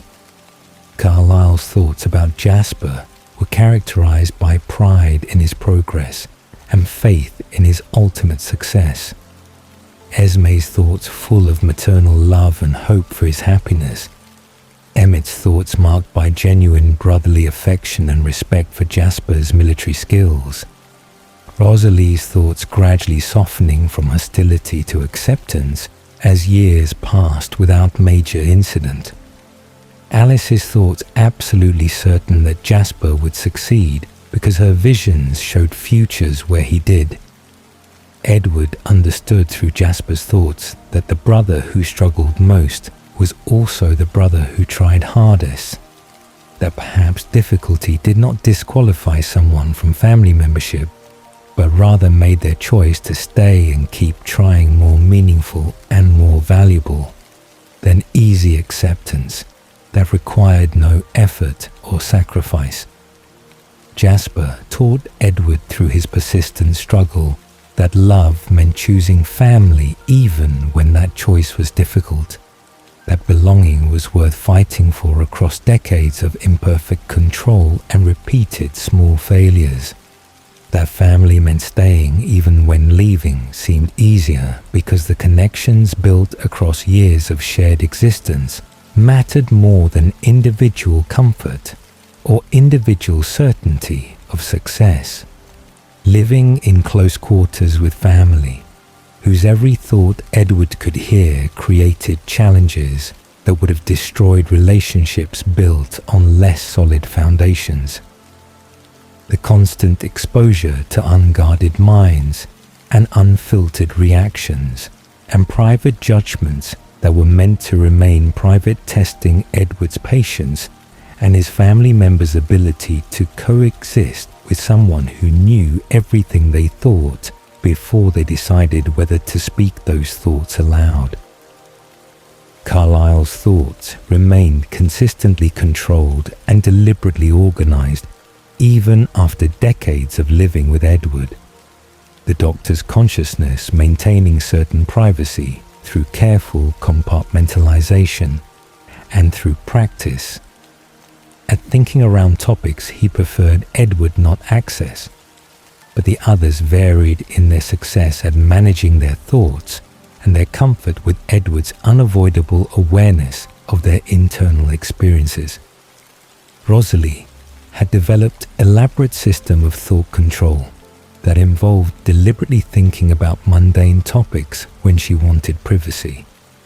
Her consciousness filling with dress designs or car engines or memories she had already shared rather than allowing thoughts she considered private to surface where Edward might hear them.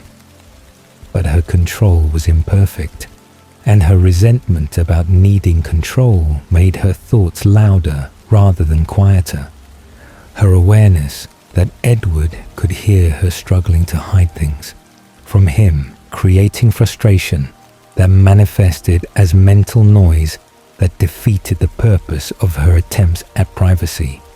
Edward learned to give her space by deliberately not paying attention to her thoughts when possible, his own version of courtesy that allowed her illusion of privacy, even though true privacy was impossible when they shared living spaces. and he could hear her mind from rooms away. Emmett had never bothered trying to control his thoughts around Edward, his consciousness remaining open and uncomplicated because he genuinely did not care if Edward heard everything, and because his thoughts contained nothing he was ashamed of or worried about Edward knowing. His mental voice was as loud and cheerful as his spoken voice. His thoughts about Rosalie enthusiastic and often inappropriate.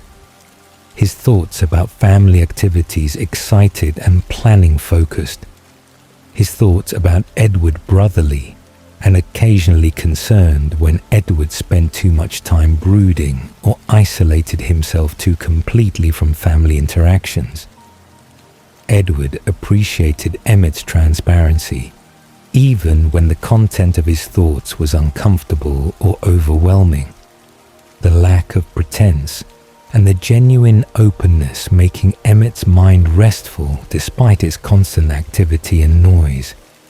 Alice's thoughts remained the most challenging for Edward to process because they were not simply present observations or past memories, but rather branching futures that shifted constantly based on decisions being made by people near and far.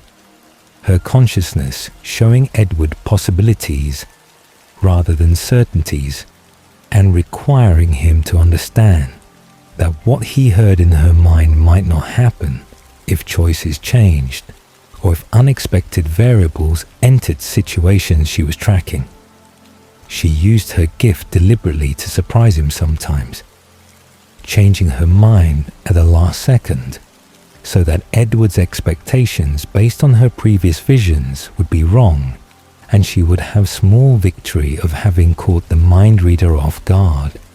Her delight in these moments evident in thoughts that celebrated successful surprises before moving on to next set of branching futures. Jasper's thoughts were characterized by constant awareness of everyone's emotions overlaid on his own consciousness. His empathic gift making him feel the family's feelings as clearly as Edward heard their thoughts, the two brothers sharing experience of being unable to not know things about family members that those family members might prefer to keep private. Edward heard in Jasper's thoughts the effort required to not react to emotions he felt through his gift, to maintain his own emotional equilibrium, while feeling Rosalie's resentment and Emmett's joy, and Alice's excitement and Carlisle's concern, and Esme's contentment all at once. The combined emotional landscape of the family creating noise in Jasper's consciousness that paralleled the mental noise Edward experienced from hearing multiple minds simultaneously. The family had developed unspoken rules about privacy and boundaries across decades of living together. Their mutual understanding that gifts like Edward's mind reading and Jasper's empathy and Alice's visions created intimacy that was unavoidable, but that required respect and discretion to prevent that intimacy from becoming violation. Edward learned not to comment on thoughts unless family members spoke them aloud first, his courtesy allowing them to choose what became public knowledge, even though he knew everything regardless. Jasper learned to not manipulate family emotions except in extreme circumstances, or when asked explicitly, his restraint allowing family members to feel their own feelings even when those feelings were uncomfortable or created tension within family dynamics. The moves that happened every few years when they had been in one location long enough that their lack of aging became noticeable required family discussions and democratic decisions about where to go next and which cover story to adopt, and how to arrange their living situation in ways that accommodated everyone's needs and preferences. Edward heard in these family meetings the different priorities each member brought to the discussions. Carlisle's thoughts focused on medical opportunities and community needs. Esme's thoughts concerned with finding beautiful location with good house or good bones for renovation. Rosalie's thoughts worried about whether new location would have adequate shopping and social opportunities. Emmett's thoughts hoping for good hunting and outdoor recreation. Alice's visions showing her which locations would work well and which would create problems they should avoid. Jasper's concerns focus primarily on population density and whether he could maintain control in proposed location. Edward's own thoughts during these family meetings were usually resigned acceptance of wherever the family decided to go. His preference for intellectual stimulation and cultural opportunities, often overridden by practical considerations and by majority preference for smaller towns, where their unusual beauty and their wealth would be less remarkable than in major cities, where scrutiny was more intense and where exposure risks were higher. He heard in family members' thoughts their consideration of his needs and preferences alongside their own, their awareness that Edward was most isolated and most likely to be unhappy, making them try to choose locations that might offer him stimulation or opportunity, even though Edward rarely expressed preferences strongly enough to influence final decisions. High school was torment Edward endured repeatedly across decades because family cover story required them all to pose as teenagers adopted by Dr. Cullen and his wife. Their need to maintain human disguise, making attendance at local schools necessary, even though Edward had completed high school equivalency hundreds of times and found the repetition of basic curriculum mind-numbing beyond description. He heard in other family members' thoughts their varying approaches to the performance of being teenage students. Alice genuinely enjoying the social aspects and the fashion opportunities. Rosalie hating every moment but maintaining perfect grades and perfect appearance out of pride. Emmett treating it as extended joke and opportunity to play sports and interact with humans in controlled setting. Jasper struggling with proximity to so much human blood while trying to appear normal and engaged. Edward's approach to high school involved minimal participation and maximum isolation. His thoughts during classes focused on anything other than the lessons he had heard dozens of times before. His reading of teachers' minds and other students' thoughts, providing entertainment and occasional insight into human nature, but mostly just creating noise he had to filter constantly to maintain focus on appearing normal, rather than appearing like bored immortal creature pretending to care about algebra or American history. He heard in teachers' thoughts their assessments of him as intelligent but unmotivated, as handsome but aloof, as polite but disconnected. Their concerns about his social isolation and his lack of engagement balanced against his perfect test scores and his consistent, if minimal, completion of required work. The students' thoughts about the Cullens were consistently fascinated and occasionally resentful. Human teenagers unable to fully articulate why the doctor's adopted children seemed different, but sensing that difference in ways that manifested as attraction or envy or discomfort, depending on individual students' personalities and insecurities.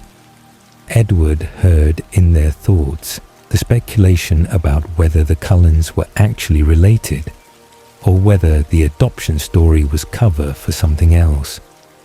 The rumors about their wealth and their house and their cars. The questions about why they only dated each other and never showed interest in normal human teenagers who tried to befriend them or flirt with them or integrate them into standard high school social hierarchies. Family hunts provided relief from the constant performance of humanity. their trips into forest or mountains allowing them to be fully themselves without concern about human observation or human judgment. Their vampire nature expressed through speed and strength and hunting skills that would terrify humans, but that felt natural and right when practiced away from civilization and scrutiny. Edward heard in family members' thoughts during hunts their different approaches and preferences. Emmett hunting for sport and challenge and preferring difficult prey like bears or mountain lions. Rosalie hunting efficiently and quickly and preferring to finish feeding and return to civilization as soon as possible. Alice and Jasper hunting together with coordination born from her visions showing her where prey would be, and his empathic sense allowing him to feel animals' fear and use it to guide their chase. Carlisle and Esme hunting with practiced efficiency that came from centuries of experience and from deep familiarity with each other's patterns and preferences. Edward's own hunting style was solitary and focused, his preference for hunting alone born from desire for brief respite from hearing family thoughts and from need to process his own consciousness without external mental noise constantly demanding his attention. He heard during solo hunts only animal minds, which were simple and instinctive and restful, after the complexity of vampire and human consciousness. The prey's fear and confusion registering in his awareness, but not troubling him the way human thoughts had troubled him during his rebellion period, when he had heard victims' full humanity even as he killed them. Family conflicts arose periodically, despite their love for each other and their commitment to maintaining unity. The stress of living in close quarters for decades and the differences in their personalities and their priorities creating tensions that Edward heard building in thoughts long before they erupted into actual arguments or confrontations. Rosalie's resentment about various issues would accumulate in her thoughts until she finally expressed them in cutting comments or angry outbursts, her mind holding grievances she believed were being ignored or dismissed by family members who did not understand or did not care about her concerns. Jasper's struggles with control created anxiety in everyone's thoughts. Their worry about potential exposure or tragedy if his control failed, making them hyper-vigilant around him in ways that Jasper felt through his empathic gift, and that made him feel more isolated and more likely to fail because the lack of trust became self-fulfilling prophecy. Edward's role during family conflicts often became mediator or translator because his ability to hear all perspectives simultaneously gave him understanding of why each person felt and thought as they did. His explanations helping family members understand each other when their own communication failed or when emotions overwhelmed rational discussion. He heard Carlisle's thoughts about managing family harmony, the doctor's consciousness working through how to address conflicts without taking sides or making anyone feel unsupported. His diplomatic approach born from centuries of experience navigating complex social situations and from genuine love for each family member that made him want everyone to feel heard and valued even when their positions were incompatible or their grievances were based on misunderstandings. Esme's role during conflicts was emotional support and physical comfort. Her thoughts focused on soothing hurt feelings and maintaining family bonds even when disagreements seemed irreconcilable. Her consciousness holding certainty that family was worth fighting for and worth preserving through whatever compromises or accommodations were necessary to keep everyone together. Edward heard in her thoughts during family conflicts a pain that came from feeling her children's pain. Her maternal instinct to protect and nurture making her suffer when family members hurt each other, or when tensions threatened the unity she had worked so carefully to build and maintain across decades. The three couples within the family created dynamic that left Edward increasingly isolated as decades passed. His observation of their relationships through their unguarded thoughts, making him simultaneously long for similar connection and doubt whether such connection was possible for someone whose gift eliminated the mystery and the gradual discovery that characterized normal romantic development. He heard Carlyle and Esme's thoughts about each other characterized by deep contentment and mutual respect and passion that had not diminished across decades together, their love providing model of what partnership could be when built on genuine compatibility and shared values and absolute commitment to each other's happiness and well-being. Emmett and Rosalie's thoughts about each other revealed relationship built on physical attraction and complementary needs. His uncomplicated adoration giving her the validation she craved, while her complexity and her strength gave him the challenge and the depth he needed to remain interested across eternity. Their love more volatile and more passionate than Carlyle and Esme's, but no less genuine or committed. Edward heard in their thoughts about each other a need that was mutual and absolute. Rosalie's consciousness finally peaceful when focused on Emmett, while Emmett's thoughts about Rosalie were consistently reverent and amazed that someone so beautiful and so complicated had chosen him. Alice and Jasper's relationship was necessity and choice intertwined. Her visions having shown her that he was hers before they met, while his empathic gift allowed him to feel her love and her certainty in ways that made doubt impossible, even when his own thoughts spiraled into self-hatred and unworthiness.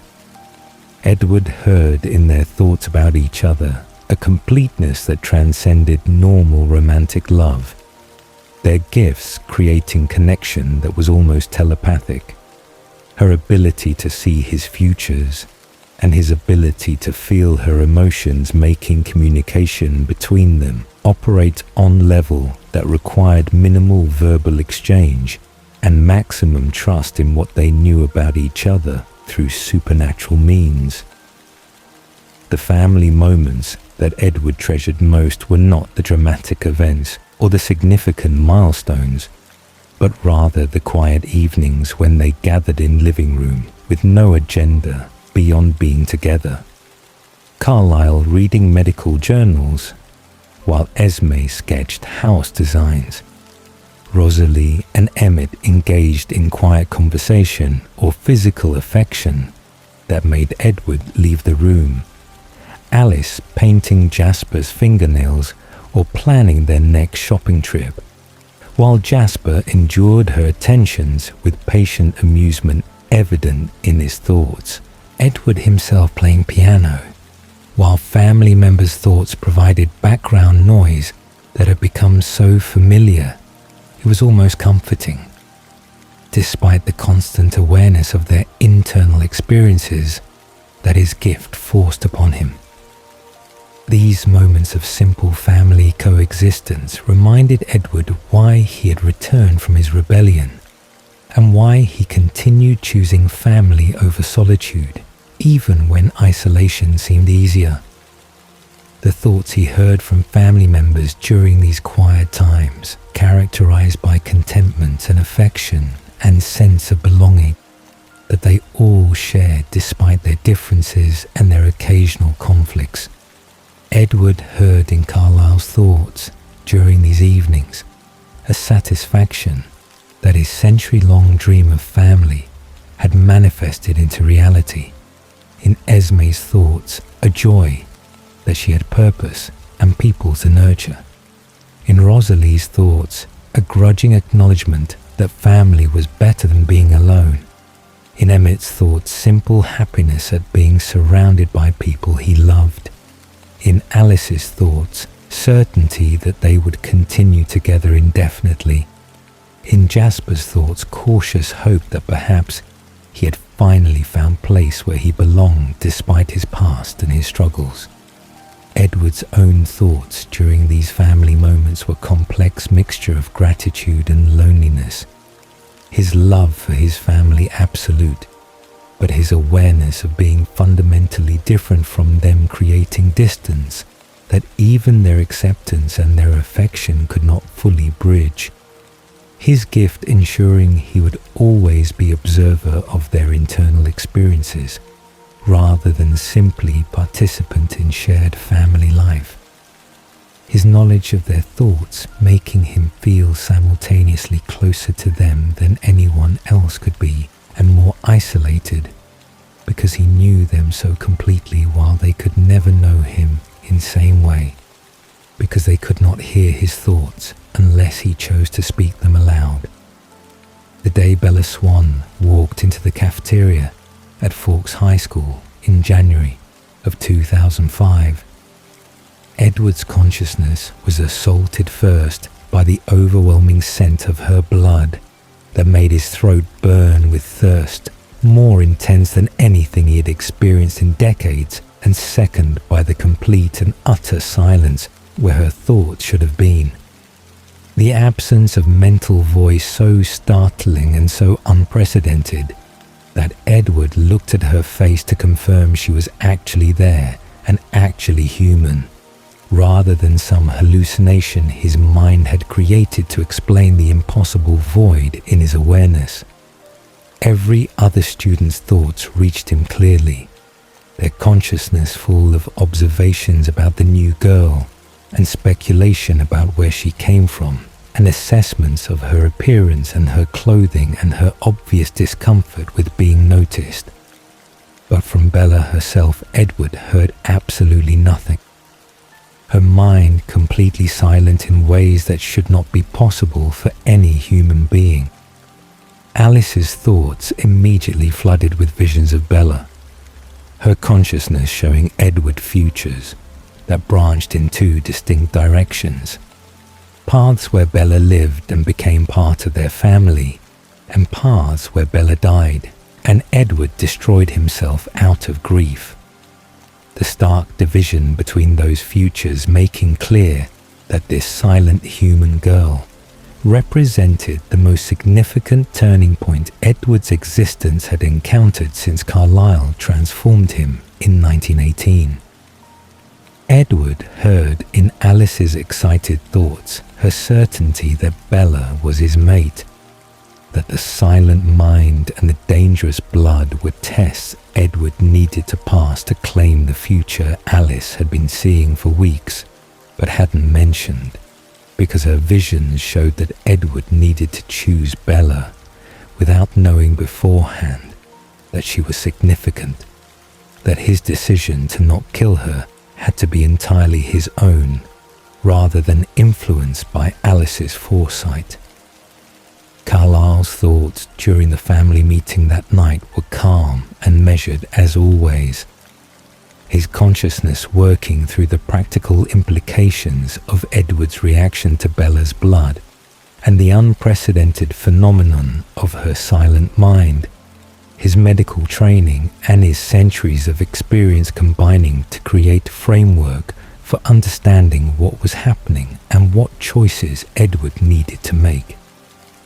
The doctor's thoughts held no judgment about Edward's struggle with bloodlust, only concern for Edward's well-being and concern for the human girl who had inadvertently become object of Edward's dangerous attention, his consciousness working through scenarios and contingencies while maintaining absolute faith that Edward would choose correctly, even when choosing correctly meant resisting temptation that was clearly overwhelming.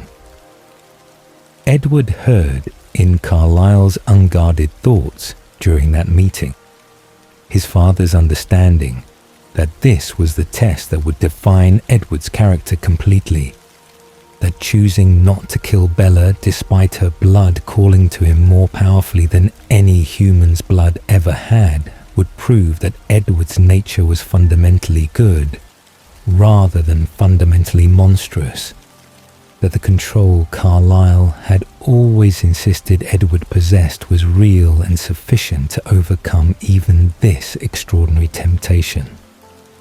The doctor's thoughts revealed his hope that Edward would not only resist killing Bella, but would also discover through knowing her the companionship and the love that Carlyle had always wanted for his first son. His consciousness holding vision of Edward finally complete and happy, rather than isolated and convinced that his gift made genuine connection impossible. Rosalie's hostile thoughts about Bella began immediately and intensified when she understood that Edward's interest in this human girl went beyond simple struggle with bloodlust into territory that threatened their family's safety and their carefully maintained cover.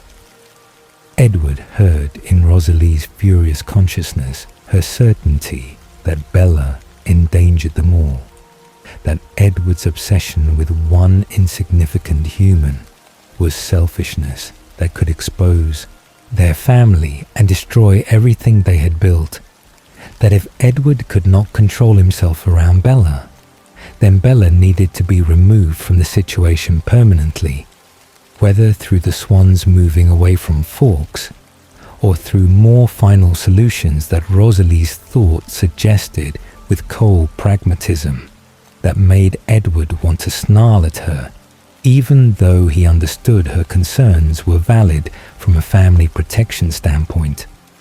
But beneath Rosalie's anger, Edward heard thoughts that revealed her resentment had deeper roots in her own grief about lost humanity, and her envy that Edward might get to experience human love and human connection even briefly, while she would never have the human life she had been promised and had stolen from her. Her thoughts about Bella mixed legitimate concern for family safety with bitter jealousy that this ordinary human girl with her silent mind and her dangerous blood had captured Edward's attention in ways that Rosalie's perfect beauty never had, her vanity and her insecurity combining to make her opposition to Bella personal as well as practical. Emmett's thoughts about the Bella situation were characteristically straightforward and surprisingly supportive, his consciousness amused by Edward's obvious lovesick behavior, but also genuinely happy that Edward had finally found someone who interested him enough to overcome his century of isolation and brooding. Edward heard in Emmett's thoughts an older brother's encouragement and a younger brother's teasing mixed together, his mind working through how to help Edward navigate this unprecedented situation, while also planning jokes and comments that would make Edward's romantic struggles into family entertainment. Emmett's thoughts held no concern about Bella endangering them, because he trusted Edward's control and trusted that family would handle any problems that arose. His optimism about the situation based more on faith in family bonds than on careful analysis of actual risks. Esme's thoughts about Bella were immediately and completely positive, her consciousness flooding with maternal joy at the possibility that Edward had found his mate, and with hope that this human girl might become daughter rather than remaining outsider or threat. Edward heard in Esme's unguarded thoughts her instant adoption of Bella into her mental family structure, her mind already making space for this girl who had captured Edward's attention and who therefore deserved Esme's love and protection regardless of whether Bella ever became vampire or remained human, or whether the relationship developed beyond Edward's current dangerous fascination. Esme thought about Bella with the same fierce maternal protectiveness she extended to all her children, her consciousness working through how to welcome Bella and how to support Edward and how to manage family tensions that Bella's presence was creating. Alice's thoughts during family discussions about Bella were full of visions that shifted, constantly based on decisions Edward made and decisions Bella made, and choices that had not yet been presented, but that would determine which futures manifested into reality.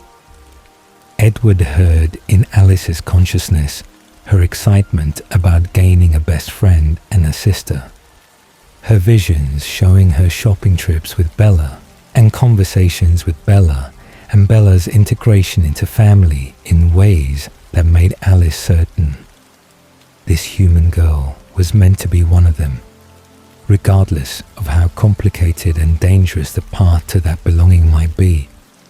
Alice's thoughts revealed futures where Bella became vampire, and futures where Bella remained human, but loved Edward anyway. Her gift showing possibilities rather than certainties, but also showing that almost every future involved Bella becoming permanent part of their family if Edward could resist killing her long enough for love to develop. Jasper's thoughts about Bella were anxious and guilty, his empathic gift making him feel Edward's struggle with bloodlust and making him worry that his own difficulty with control around human blood would be amplified by Edward's temptation and by the family stress that Bella's presence was creating. Edward heard in Jasper's consciousness concern that would be the one who failed and hurt Bella, despite Edward being the one whose control was most tested by her presence. His thoughts spiraling into familiar patterns of self-doubt and fear that he would destroy something precious that Edward needed simply because Jasper's control was weakest and his nature was most violent, and his gift made him feel everyone's hunger alongside his own. But Edward also heard in Jasper's thoughts determination to help Edward succeed in protecting Bella, his consciousness working through how to use his empathic manipulation to calm Edward's bloodlust and to support his brother through this test that would determine Edward's future and potentially the family's future as well. The family's adjustment to Bella's presence in Edward's life happened gradually through winter and spring of 2005. Each member's thoughts about her evolving as Edward's relationship with her deepened, and as she proved herself through her acceptance of their strangeness and her loyalty to Edward despite learning truths that should have sent her running. Edward heard in family members' thoughts their observations of how he changed when Bella was near, how his century of brooding and isolation lifted when she was with him, how his thoughts became focused on her happiness and her safety rather than on his own existential questions about meaning and purpose. Carlyle's thoughts about Bella transformed from concern to genuine affection as he observed her effect on Edward, and as he came to know her through the time she visited their home, or through Edward's constant mental commentary about her thoughts and feelings and experiences.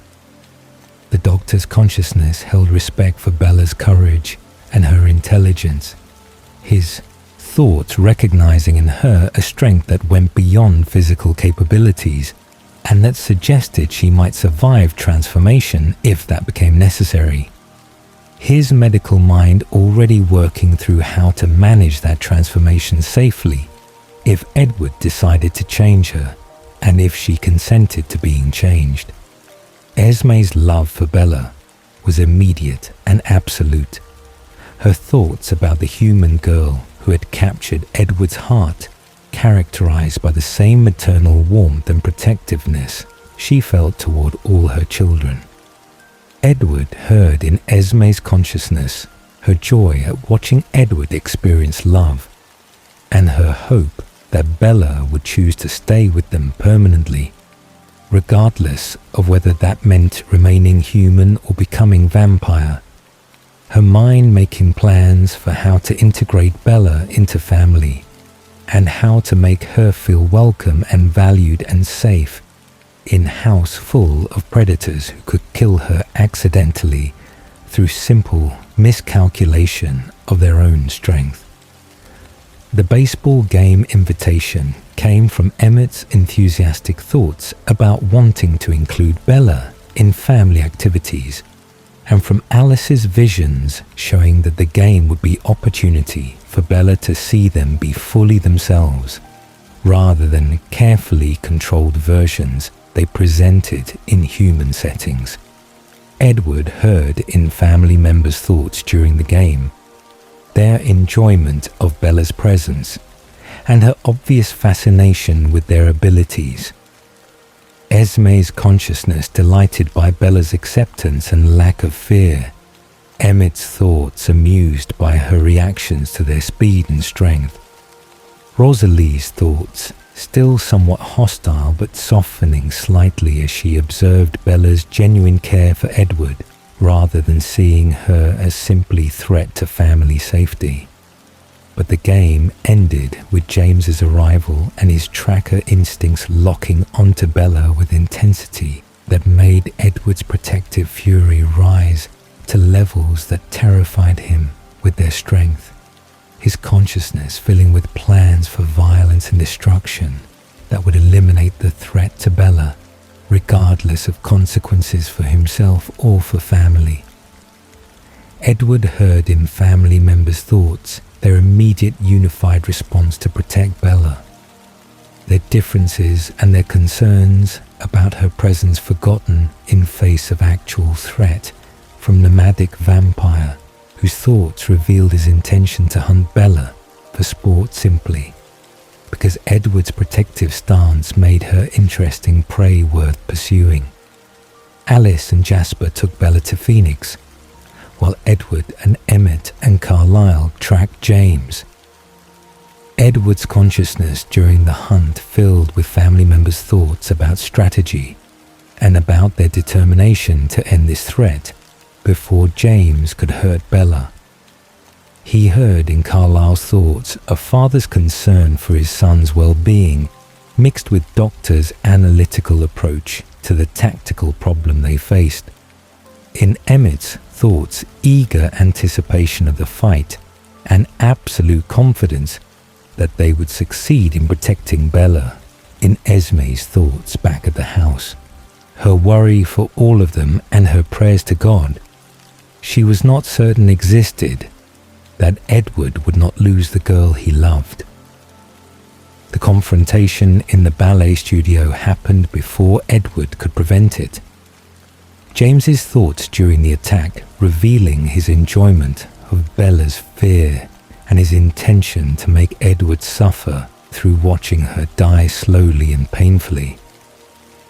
Edward's arrival and his family's arrival and the coordinated destruction of James happened with violence that Edward's consciousness registered but did not fully process because all his attention focused on Bella's broken body and the venom in her blood that he needed to extract before transformation began, and before he lost her to vampire existence she hadn't chosen and wasn't ready for.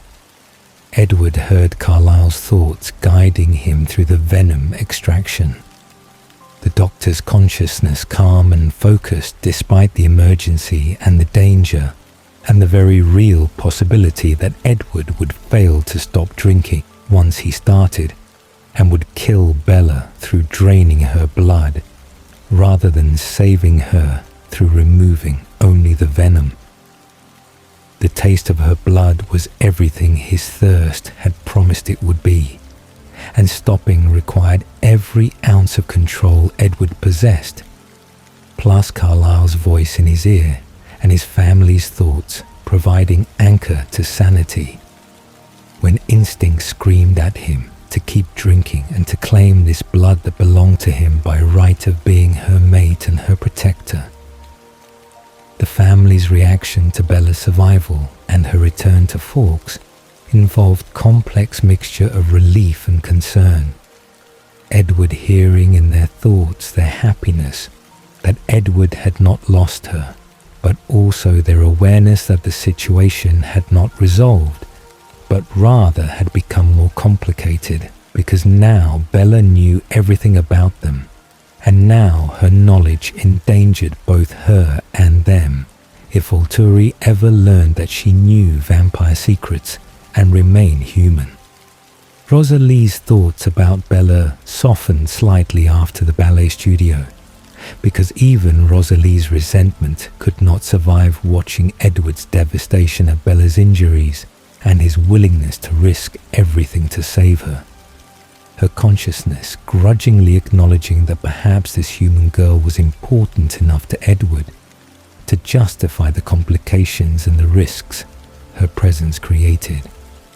The summer after James passed with family adjusting to Bella's permanent presence in Edward's life, and therefore in their lives, each member finding their own relationship with this human girl, who had become undeniably important to their family dynamics. Edward heard in Alice's thoughts her delight in having human friend to shop with and to dress and to confide in. Her visions of Bella's future still showing primarily vampire outcomes, which Alice carefully edited before sharing to avoid pressuring Bella or Edward into decisions they were not ready to make. Emmett's thoughts about Bella were consistently affectionate and amused, his consciousness treating her like younger sister who needed protection and teasing in equal measures, his mind working through how to make her laugh and how to reassure her when Edward's overprotectiveness became suffocating, and how to include her in family activities in ways that acknowledged her humanity while not making her feel like outsider or burden. Jasper's thoughts about Bella remained somewhat cautious because her blood still tested his control, even though familiarity had made the temptation manageable. His consciousness working through how to be around her safely, while also genuinely coming to care for the human who made Edward happy and who accepted Jasper despite his struggles and his history. Bella's 18th birthday party was Alice's idea based on visions that showed celebrations strengthening Bella's bonds with family and helping her feel more integrated into their existence. But the party ended with Jasper's momentary loss of control when Bella cut her finger on wrapping paper and her blood filled the room with scent that overwhelmed Jasper's carefully maintained restraint. Edward heard in that instant Jasper's thoughts fragmenting from control to instinct to attack, heard Alice's mental scream of warning, heard Carlisle's thoughts immediately calculating how to intervene, heard the family's collective horror as Jasper lunged and Edward threw Bella away from danger directly into glass table that shattered and cut her arm and made the blood situation exponentially worse. The aftermath of the birthday disaster filled family members' thoughts with guilt and concern. Edward hearing in Jasper's consciousness his absolute devastation at having proven everyone's worst fears about his control. In Alice's thoughts, her anger at herself for not seeing this outcome in her visions. In Carlisle's thoughts, his sorrow at Jasper's pain and at the situation that had spiraled so quickly from celebration to catastrophe. In Esme's thoughts, her worry about both Jasper and Bella and Edward and the family bonds that seemed suddenly fragile. But Edward's own thoughts during those hours after the party were not about Jasper's failure, but rather about his own decision that Bella's humanity was worth more than his happiness, and that loving her meant leaving her to live normal human life without him, and without the danger his presence created. The family meeting where Edward announced his decision to leave Bella and leave Fawkes received reactions that Edward heard clearly in everyone's thoughts before anyone spoke aloud. Carlyle's consciousness held quiet devastation masked by outward support for Edward's choice. The doctor's thoughts recognizing that Edward believed he was doing right thing, but also seeing the pain this choice would cause both Edward and Bella. Esme's thoughts were heartbroken at losing Bella, and at watching Edward choose isolation again, after finally experiencing connection and love. Her mind protesting that family could protect Bella better than abandoning her could, but her words supporting Edward's decision because she would not undermine her son, even when she believed he was making terrible mistake. Alice's thoughts about Edward's decision to leave were furious and desperate. Her visions showing her futures where Edward became hollow shell, wandering the world without purpose, and futures where Bella sank into depression that damaged her permanently. Her consciousness screaming at Edward mentally that he was wrong and that leaving Bella would destroy them both. But her voice remaining mostly silent because her visions also showed that Edward would not listen and would not be convinced and would make this choice regardless of what anyone said or thought.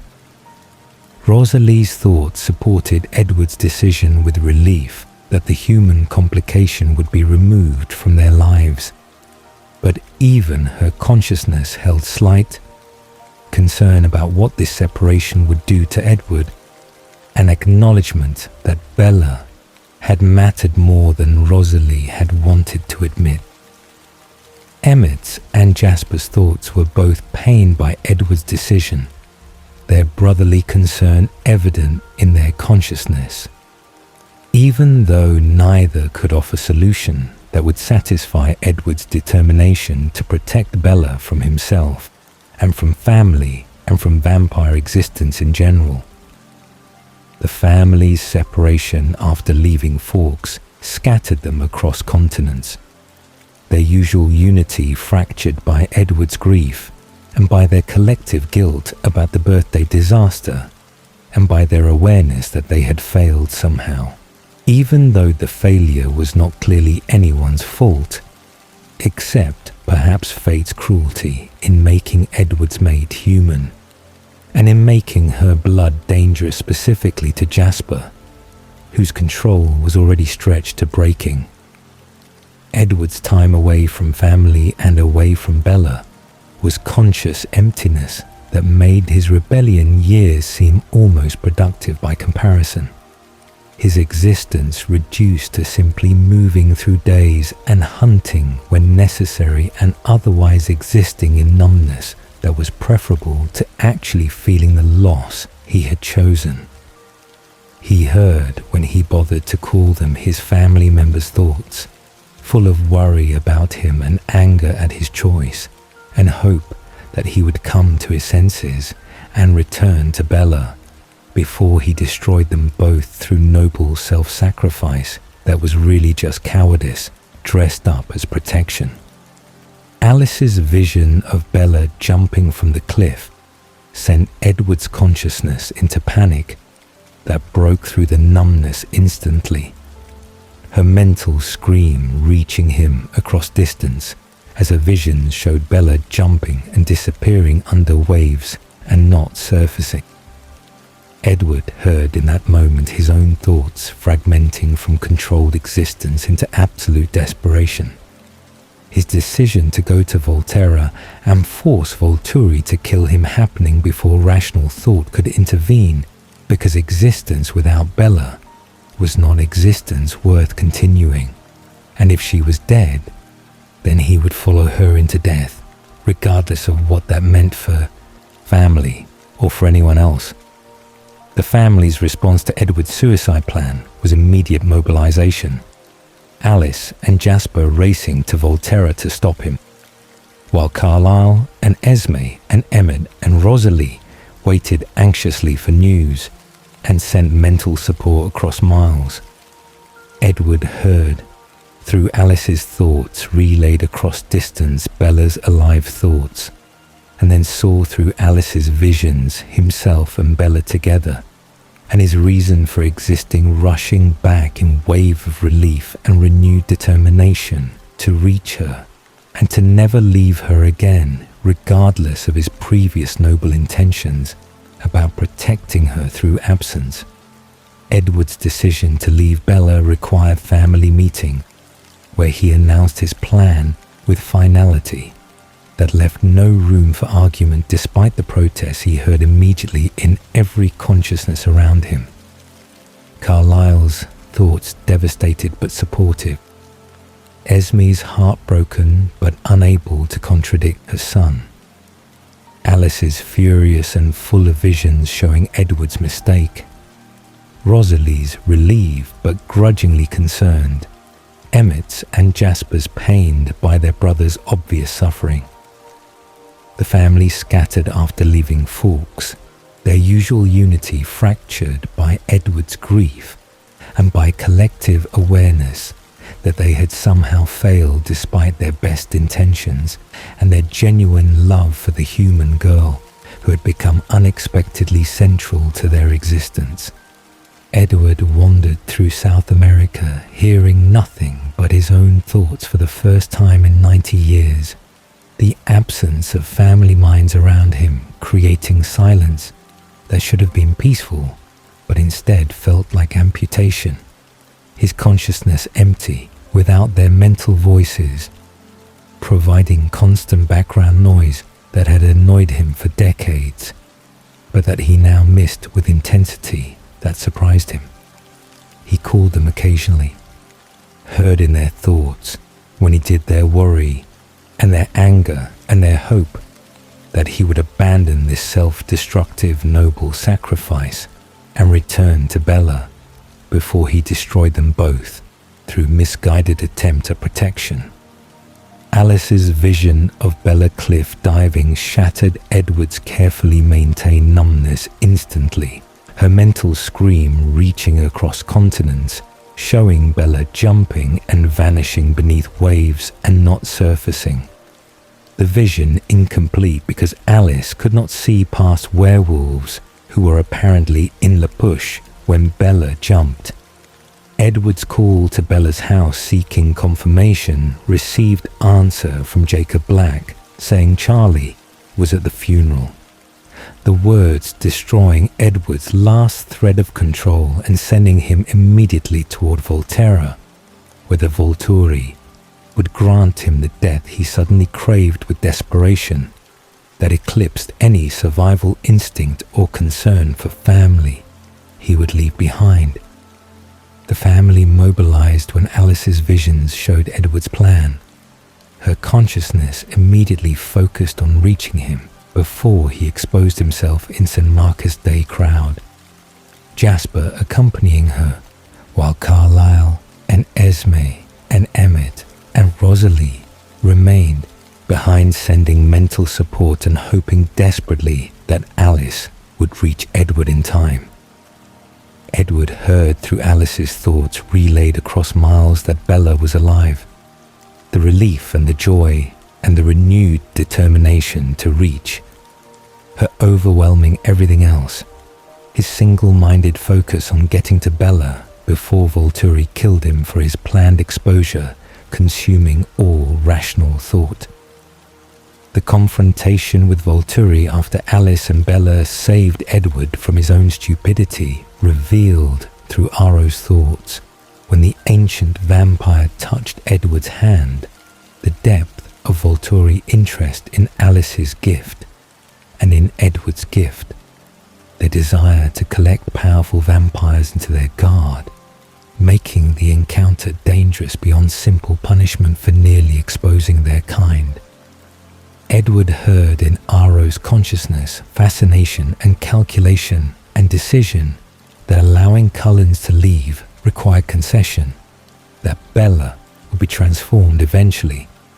The human who knew too much representing liability Volturi would not permit to continue indefinitely. The family vote on changing Bella happened after their return to Forks. Edward hearing each member's true thoughts as they cast their votes, Carlyle's measured support for Bella's choice, and his recognition that she belonged with them, Esme's immediate yes spoken from maternal love and desire for Edward's happiness, Emmett's enthusiastic approval and genuine affection for future sister, Rosalie's angry no, and her reasons about human life being worth more than vampire existence, Jasper's practical yes based on reality that Bella, knowing their secrets required either transformation or elimination, Alice's joyful yes, with visions of vampire Bella already filling her consciousness, Victoria's return with newborn army during eclipse, force family into battle that tested them in new ways, Edward hearing in their thoughts during training with Jasper, their determination to protect Bella and their trust in each other, and their surprising alliance with Werewolf Pack, that ancient treaties had made enemies, but present danger made temporary allies. The family fought together against newborns with coordination born from decades of knowing each other's strengths and fighting styles. Edward's consciousness during battle filled with family members' thoughts about strategy and concern for each other, and absolute unity of purpose in eliminating threat to Bella and to their existence in Forks. The wedding planning began with Alice's enthusiastic visions and Esme's maternal joy, family coming together to celebrate Edward's happiness and to welcome Bella officially into their existence, each member finding peace with what Bella's transformation and her permanent inclusion in family would mean. Edward heard in family members' thoughts during wedding preparation, their various perspectives on what was happening, their acceptance that Bella had become one of them already in every way that mattered, and that transformation was formality rather than fundamental change in her belonging. And so Edward Cullen's story became one of hearing everything, yet finally understanding what mattered, of knowing every thought, but discovering that love transcended the noise of consciousness, of spending a century as witness to his family's unguarded hearts before finding his own heart reflected in the one mind he could never hear. Carlyle taught him that compassion could reshape even monsters into something approaching human. Esme showed him that love manifested through endless small acts of nurturing and care. Rosalie proved that grief deserved acknowledgement even when it could never be resolved. Emmett demonstrated that joy was choice available even in immortality. Alice gave him hope through visions of futures worth pursuing. Jasper showed him that redemption required daily effort across decades of imperfect trying. Together, they built family from choice rather than from blood, their bonds strengthened rather than weakened by Edward's gift that revealed their true selves in ways they could never hide or perform. Rest now, Twilight souls, in the knowledge that family, whether born or chosen, shapes us into who we become, and that love, whether spoken or thought, creates ties that bind us across eternal nights, and that sometimes the greatest gift is finding the one consciousness that remains beautifully, blessedly silent. Good night.